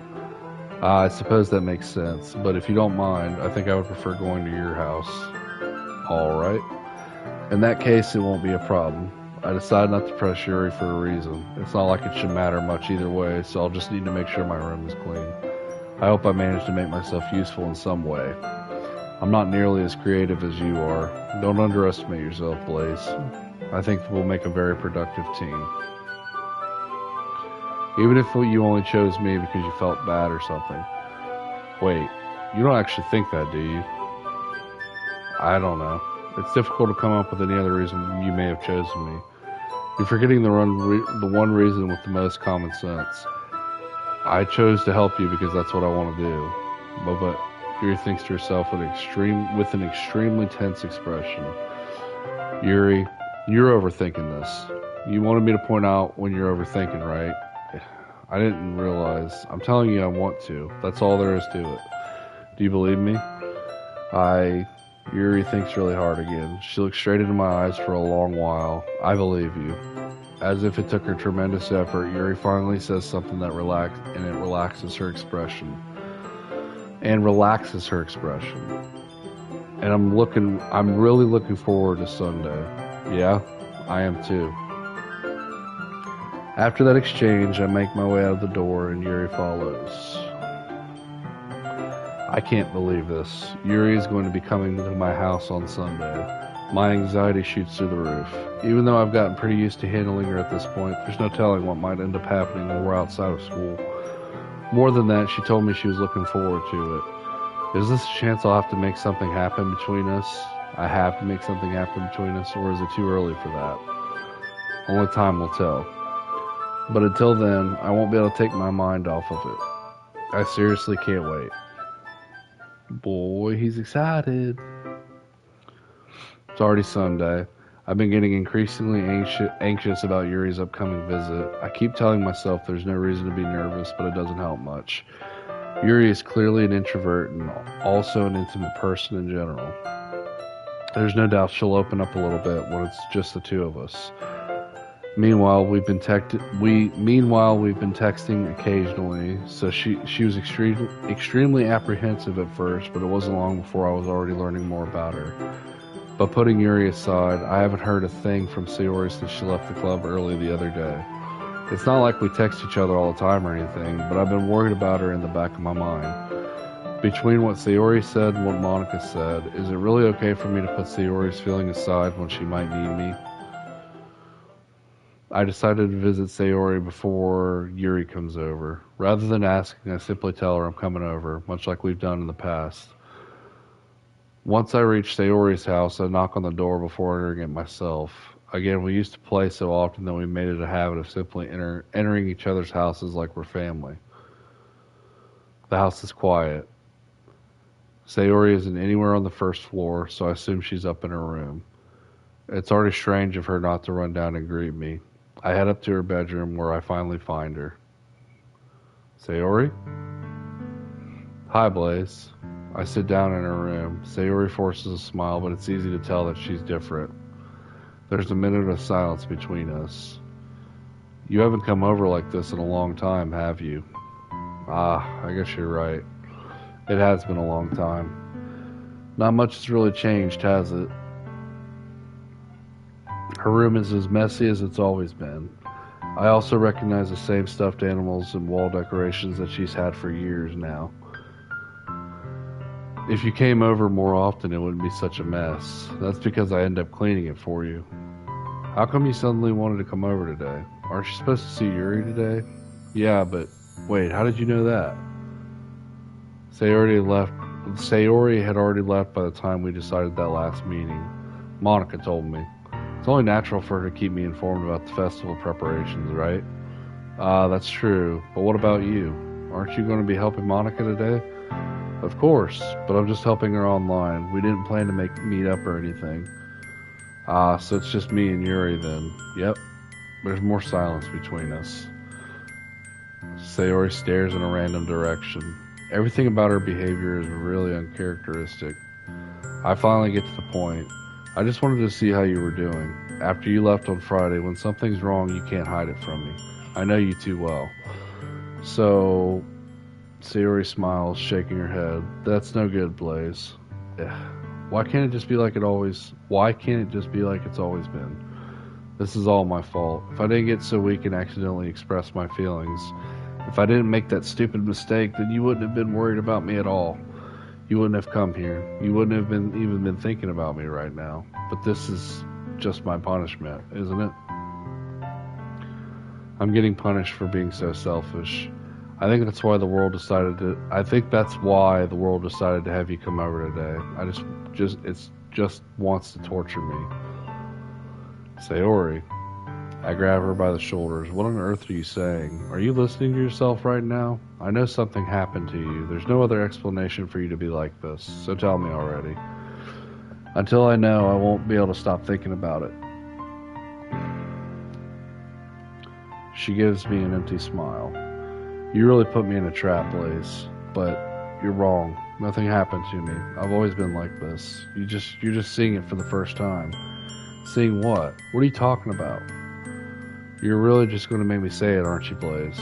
I guess I have no choice this time. The thing is, I've had really bad depression my whole life. Did you know that? Why do you think I'm late to school every day? Because most days I can't even find a good reason to get out of bed. Been there, done that. What reason is there to do anything when I fully know how worthless I am? Why go to school? Why eat? Why make friends? Why make other people put their energy and caring to waste by having them spend it on me? That's what it feels like, and that's what I just wanted to make. That's why I just want to make everyone happy, without anyone worrying about me. I'm in shock. I can't even figure out how to respond. How is it possible that Sayori kept this from me the entire time that I've known her? Did she really want so badly for me to just not think about her? Why, Sayori? Why is it you never told me about this? It almost feels like I've been betrayed as your close friend. Because if I knew, I would have done everything I could to support you, even if there's only so much I could do. I would have tried a little bit harder to make every day a little bit better for you. That's why I'm your friend. All you had to do was tell me. You don't understand it all, Blaze. Why do you think I didn't tell you? Because if I told you, then you would have wasted effort caring about me instead of doing important things. I don't want to be cared about. It's bittersweet when people try to care about me. It feels nice sometimes, but it also feels like a bat being swung against my head. That's why I wanted so badly for you to make friends with everyone else. Helping everyone be happy together is the best thing for me. But then I discovered something else too. Seeing you make friends and get closer with everyone in the club, it feels like a spear going through my heart. So that's why I decided the world just wants to torture me. Every path leads to nothing but hurt. You're right that I don't understand. I don't understand your feelings at all, Sayori, but I don't need to understand. Whatever it takes for me to help you stop hurting, that's what I'll do. No, Blaze. There's nothing at all. The only thing that could have helped is if everyone could be like it, if everything could be like it always was. But I was selfish. I finally showed you what a horrible person I am. Well, she's crying. I made you join the literature club because I was selfish, and I was punished by my heart hurting in a way that I couldn't understand. And now you came here and I made you hurt too. I'm just weak and selfish. That's all I am. And that's why I'm going to accept these punishments. Because I deserve every last one. Once again, without thinking, I once again grab Sayori's shoulders. This time I pull her into a tight embrace. Blaze. Sayori. I don't care if you feel selfish. I'm really happy that you convinced me to join the club. Seeing you every day makes it worthwhile enough. If I make friends with everyone else, then that's just a bonus. But please, never underestimate how much I care about you. I wouldn't have it any other way. So she's not hugging him back. Despite my arms being wrapped around her, Sayori's arms remain at her side. She starts sobbing next to my ear. No, don't do this to me. Please don't do this. She barely manages to speak between her sobs. I don't know if I'm doing the right thing, but all I want is for her to know that I care. If you have it in you to call yourself selfish, then you have to let me be selfish too. No matter what it takes, I'll figure out what needs to change. I'll make these feelings go away. If there's anything you need me to do, then you'd better tell me. I'll get mad if you don't. I don't know. Gently, Sayori finally puts her arms around me in return. I don't know anything. It's all really scary. I don't understand any of my feelings, Blaze. The only time I'm not feeling nothing is when I'm feeling pain. But your hugs are so warm, and that's really scary too. She lets me go. As she does so, I let her go as well. The festival is tomorrow. Yeah. It's gonna be fun, right? Yeah. How would you like for me to spend it all with you? It's what I want. I promise. I think that would be nice then. Yeah. She wipes her eyes. If I could spend the whole day here, I would. Of all days, this has to be the one where I have other plans. Maybe I should cancel. No, don't. Please don't. If you did that, then I really wouldn't forgive you. It's almost time for Yuri to meet me at my house. At the very least, do you want me to come along and help out? It would be fun. To my surprise, she shakes her head. I'm sorry. I don't know if that would be very good for me today. You understand, right? It's kind of hard for me to fully understand, but I'm trying my hardest. It's okay. Don't worry too much about it. I'll see you tomorrow, okay? Alright. I look forward to it. I say goodbye to Sayori and exit her house. On my way home, I find myself still feeling uneasy. But it's hard for me to keep thinking about it when Yuri is about to come over too. I think Sayori is right. I shouldn't be worrying too much, and we're definitely going to have a great time tomorrow. I should just focus on what's ahead of me. As I approach my house, I see something that makes me feel a moment of panic. Yuri. Thank goodness. You're a little early. I'm sorry I wasn't home yet. Were you waiting for a long time? No, I just got here, but I started to get really nervous when nobody answered the doorbell. You always could have texted me. If I had known, I would have reassured you and hurried more on my way home.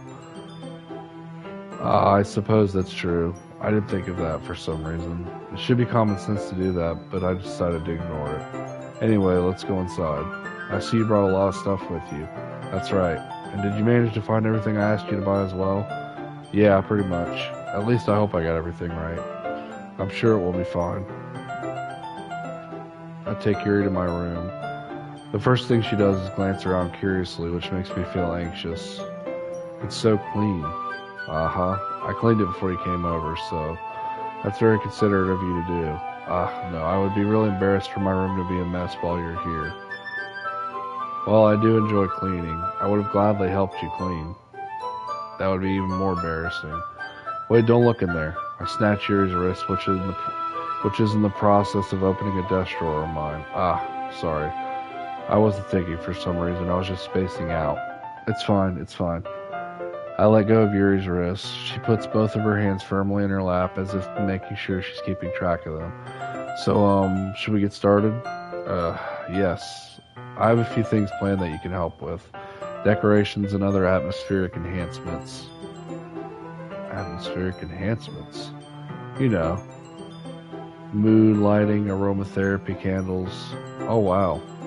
I didn't know you planned on taking it that far. Of course. I want to help take our guests to a faraway place, although many will stop by just out of curiosity, and for cupcakes, I guess. I'm determined to provide an experience that will leave them wanting more. Well, that's great. It's easy to forget that you're a pretty intense person. Intense? I guess that's the best way to put it. Is that a bad thing? No, not at all.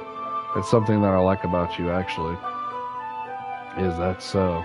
That makes me feel relieved. And kind of happy. Yeah, no need to be so anxious. You can relax a little. Relax. I brought some things for relaxation. I was going to use them during the poetry event. Oh yeah, like what? Let's see. Yuri rummages through her bag. She pulls out a few candles and a wooden cylinder-shaped object. I did some shopping on the way here, so I happen to have these in my bag. I plan to cover the windows in black and use the candles to light the room. I think that would be amazing, don't you? Yeah, that would be really neat. What's that wooden thing, though? Oh, this? It's a diffuser for essential oils. How familiar are you with aromatherapy? Not familiar at all. Is that so? It's one of my favorite contributors to a positive atmosphere. Depending on the oils or herbs you choose, you can change the mood of the air itself. You can even feel it permeate through your body. Relaxation, positive energy, romance, reflection. It's almost like magic. Yuri takes the cylinder and pushes a switch on the bottom. In just a moment, a thin array of vapor begins to spout through a small hole in the top. Wow, that smells wonderful. What kind of mood is that one for? This is a jasmine essential oil. It smells a little sweet, flowery, right? Yeah, that's a good way to describe it. I chose jasmine for the event because it provides more than relaxation. Jasmine enhances your emotions and helps you feel them flow through your body. You feel warmer and your heart pounds more heavily. Don't you think that would be perfect for sharing our poems? It does sound suitable, but you seem to know a lot about this, so I'll trust your opinion with anything.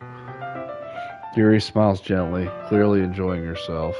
She again reaches into her bag and pulls something else out. What are these for? Well, did you purchase the origami paper I asked you to get? Yeah, I have it over here.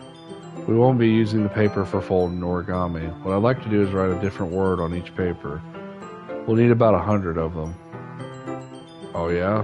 What will those be used for? Well, I'm going to cut pieces of ribbon and hang from the doorway of this classroom. Then we can fasten the paper onto the ribbons to create a doorway curtain. Wouldn't that be beautiful? It would also catch the eye of those passing by the room. It may attract some to peek inside. That's really creative. I had no idea you'd be so good at this, Yuri. Is that so? No!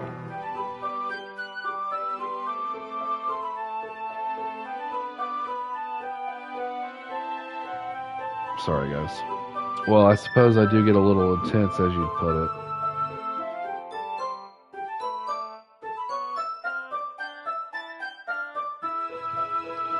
Yuri giggles with red cheeks.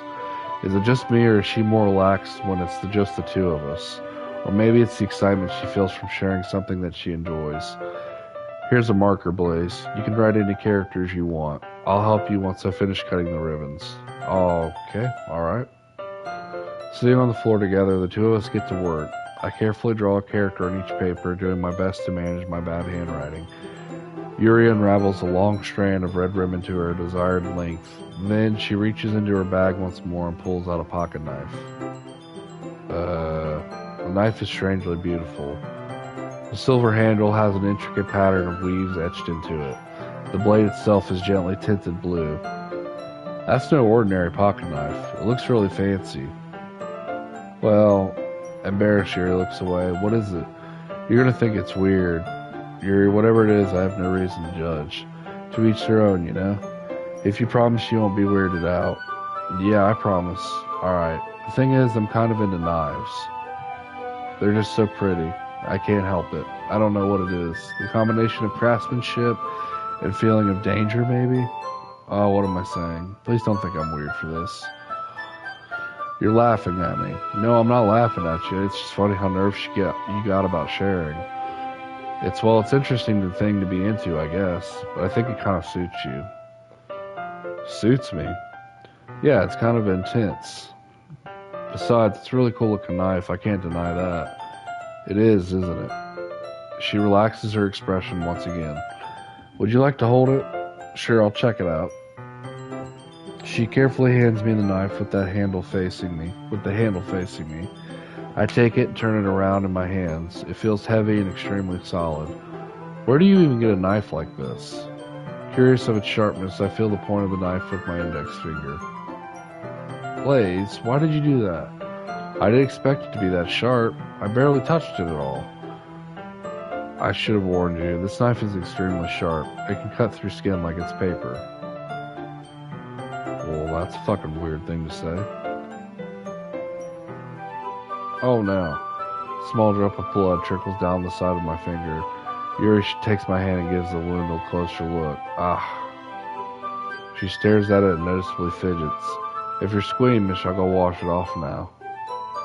Without warning, Yuri puts my finger in her mouth and licks the wound. What the fuck?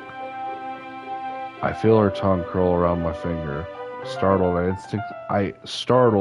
I instinctively pull my hand back. Oh, please forgive me. I wasn't thinking. Yuri lowers her head, her face burning up. Yuri, that's the most embarrassing thing I've ever done. How could I do something like that? I'm sorry. Sure, it was a little weird and took me by surprise, but I guess she was just trying to help, right? Yuri, I think you're overreacting a little. She doesn't lift her head. What if she doesn't recover from this for the rest of the afternoon? Alright, you know what? This might be a stupid thing to do, but I'll do it anyway. I take Yuri's hand and I lick her index finger in return. Blaze, did you really just do that? Now we're even. Yuri just looks at me like I did something wrong. I knew that would be a bad idea. If not for the sweet aroma of the jasmine oil, the air would be extremely heavy right now. You're so weird, Blaze. She giggles shyly. Yuri calling me weird? I have no response to that. Where do you keep your bandages? I don't think I need one, actually. It was a tiny cut. Look, it already stopped bleeding. I see. That's relieving. The tension is quickly lifted. We each resume our respective activities.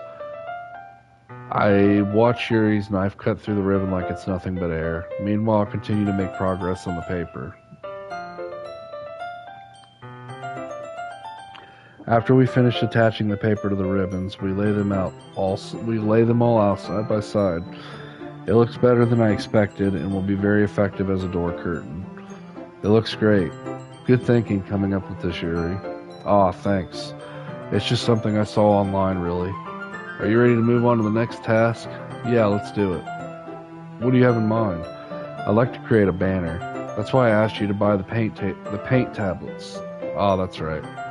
One of the items Yuri has asked me to buy was a kit of watercolor paint tablets.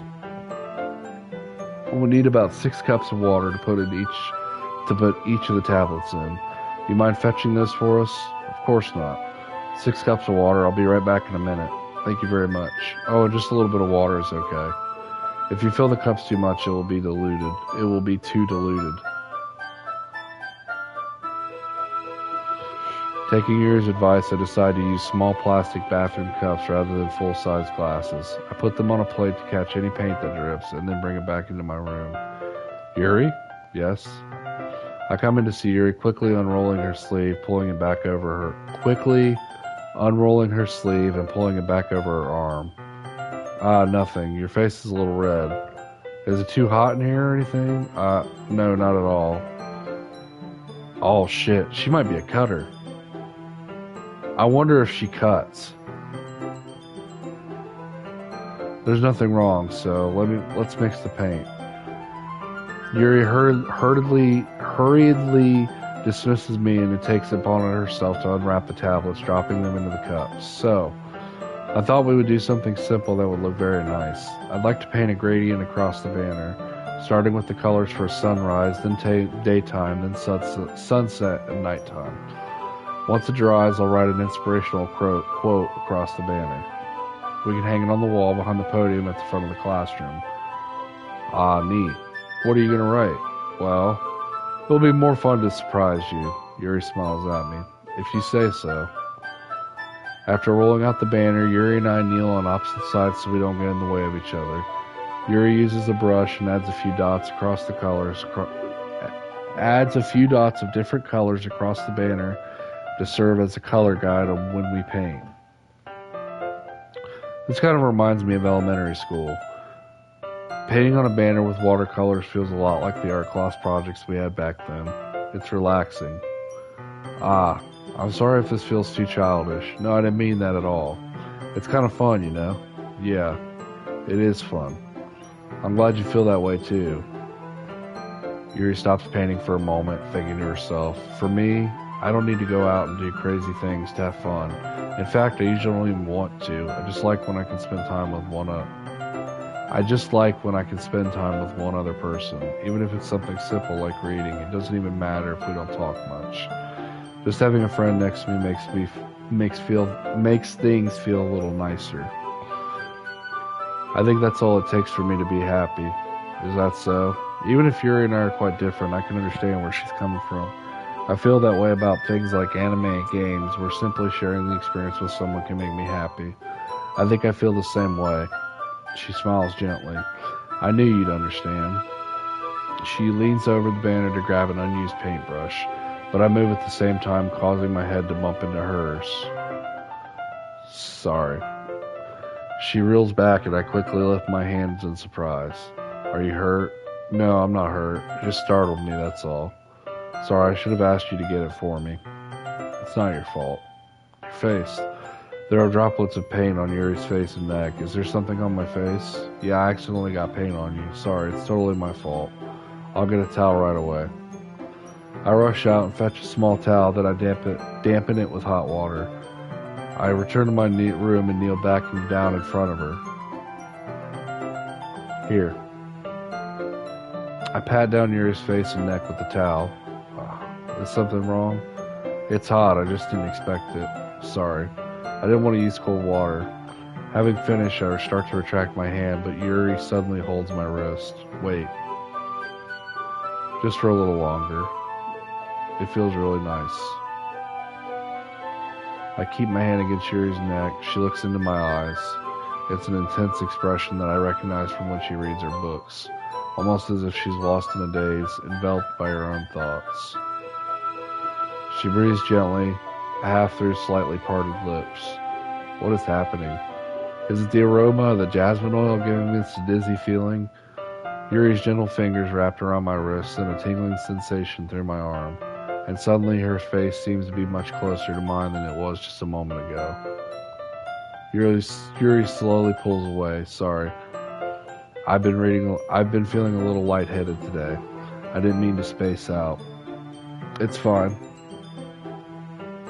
The moment is over as soon as it began. Yuri picks up her brush again, but her movements seem clumsier than she's unable to focus. I remain silent, forced to ignore the event that just transpired. I hesitantly retrieve my own brush and continue following Yuri's example. That should do it. I finish filling the night sky with white dots that look like stars. Looking at the banner as a whole, it's very pretty and natural looking. I think it came out better than I expected. I'm really happy with the results. Yeah, me too. Are you gonna add the lettering now? Not yet. Needs to dry first. That's true, but won't that take a while? Well, perhaps it would be best to leave it here than have you bring it in the morning. I could do the lettering in the classroom before our event starts. Is that okay? That's fine. Wonderful. In that case, I don't think there's anything more for us to do here. You say that like you're glad it's over. Was I wrong to assume that you're at least enjoying yourself a little bit? No, that's not it. I'm just glad that we managed to get everything done. I see. I am too. I was a little concerned about time. I need to start making dinner soon. So you don't have any time left? I was secretly hoping we would have extra time after finishing the work. Well, Yuri thinks to herself, I think it would be too irresponsible for me to wait much longer. I'm sorry. I was hoping there would be more time as well. It's probably my fault. Sorry for being such a slow worker. No, it's not your fault at all. And the important thing is we got everything done, right? Yeah. So, I shouldn't be disappointed or anything. Gathering all her things, Yuri seems to be a little downcast. Seems to look a little downcast. I understand why. It sounds like she rarely gets the opportunity to spend time with friends in a relaxed environment. But that doesn't mean this is the last time it can happen. Once Yuri packs up, I walk her to the front door. Thank you very much for having me today. No problem. I'm glad I was able to help. Just let me know if there's anything else you need me to bring tomorrow. I will. Well then, Yuri fidgets. I guess I'll see you tomorrow. Wait. I kind of say that without thinking. About today. It's fine that we didn't have as much time as we wanted, because we could do this again. Whenever you want, you can come over or we can go out somewhere. I forgot you don't like going out much. As I stumble over my words, Yuri just simply smiles bashfully. Anyway, you know what I'm trying to say, so you're very thoughtful, Blaze. Yuri takes a step closer to me then briefly squeezes my hand. I kind of like that about you. Well, how am I supposed to respond to that? I don't even get a chance to as Yuri suddenly pulls back. Sayori. Hi, Blaze. Sayori. Just now we weren't. It's okay, Blaze. I just stopped by to say hi. Well, it's nice to see you. I'm sorry, but I'm already on my way to leave. Oh, really? That's too bad. I'm sorry. But we'll all be together at the festival tomorrow, so that's fine, right? Of course. Sayori beams. Yeah, so I'll see you tomorrow. Clearly embarrassed, Yuri hurries off. Sayori waves goodbye after her. Sayori, I thought you didn't want to come over today. Well, I tried staying in my room, but my imagination was being really mean to me. So I had to come here and see it for myself. See what? What are you talking about? You know, how much fun you were having with Yuri, and how close you got to her. It makes me really happy that you've made such good friends. That's all that matters to me. Oh, shit. She's crying, man. Shit. That's all that matters to me. Why am I feeling this way, Blaze? I'm supposed to be happy for you. Why does it feel like my heart is splitting in half? It hurts so much. Everything hurts so much. This would be so much better if I could just disappear. Sayori, don't say that. It's true, Blaze. If I wasn't here, then you wouldn't have time to waste your sympathy on me. You wouldn't have to put up with me being selfish. Monica was right. I should just... Monica? Monica was right about what? Sayori, what I said before is true. I'm not going to let this continue. Caring about you like this isn't the burden your mind is making it out to be. It's something that makes me happy. It's something that I wouldn't trade for anything else. So even if it takes an entire lifetime, I'm going to be by your side until you don't feel any more pain. She looks away. I put a hand on her shoulder to reassure her. I'm scared, Blaze. I'm really scared. What are you scared of, Sayori? I'm scared that I might like you more than you like me. Oh, shit. Sayori, it's true, isn't it? I was weak and started to like you too much. I did this to myself. I like you so much that I want to die. Come on, girl. It's not the end of the fucking world. Christ almighty. Heartbreak happens. That's how I feel. And that's enough, Sayori. I don't want you to hurt anymore. I slide my hand down her arm and squeeze her hand in my own. Do you remember how I said I always know what's best for you? Do you still believe me? She nods. Even if you don't understand all of your own feelings, I know what you need most right now, and that's what I'm going to give you. Oh shit. Fuck it. Let's get a love triangle going. I love you. Well, I mean, I love you could be taken differently, like as a friend, you know what I mean? Those are my true feelings, so there's no way you could like me more than I like you. I should have realized it sooner, but spending time with everyone at the club, making new friends, and having fun with you every day, it helped me realize that you truly are the most important person to me. That's why I'll accept any of your burdens. As long as we continue like this every day, with you by my side, then I know we'll both be happy.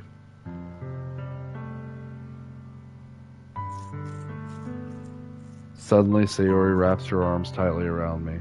Blaze, is this really okay? Yeah.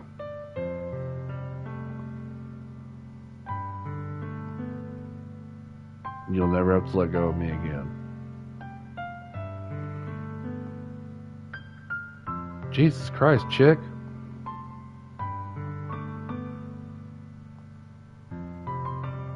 I feel her grip around me weaken a little bit. What is this?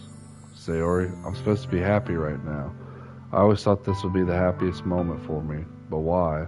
Even now, why won't the rain clouds go away? They're not giving away at all, Blaze. It's okay. It might take some time for things to get better again. And no matter how long it takes, I'll be there every step of the way. That's all that matters right now. Okay, I trust you. She and I slowly release each other, so I guess that makes the festival tomorrow our first date, huh? What are you saying? I don't want to think about those things, you know. I want everything to be the same as it always has been. Even if we really are a couple. I don't know if I could handle anything more right now. It's really new and scary to me. I understand.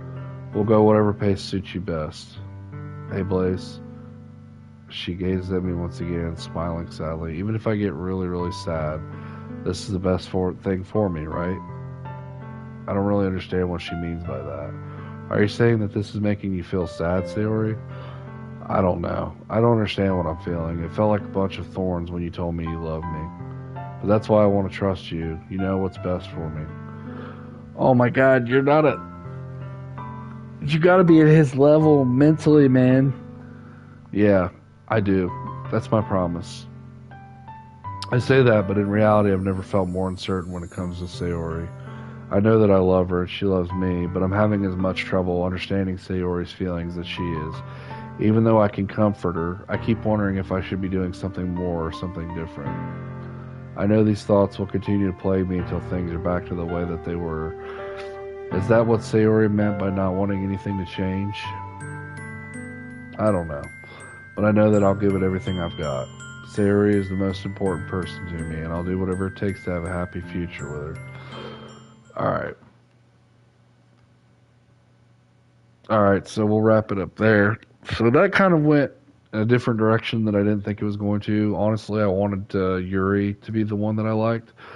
But I've got some weird vibes about her. Like, I don't know, with that whole knife thing and shit, where she's licking your finger, like, I don't know. That was just kind of weird to me.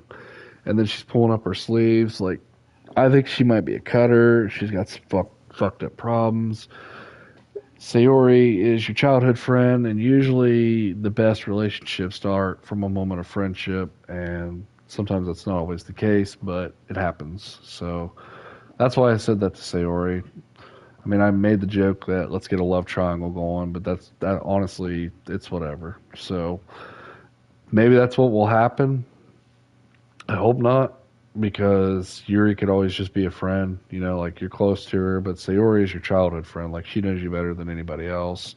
And of course, it could be a high school fling, you know, it is what it is. Shit like that happens. So we'll see where it goes. I'll start it tomorrow maybe, and we'll see how the festival goes. So, see y'all. Hope you enjoyed it. I know today I was a little bit faster in reading than I usually am. Um, we'll slow it down tomorrow and give everybody a chance to pick up the dialogue. So, hope you enjoyed it, and peace out.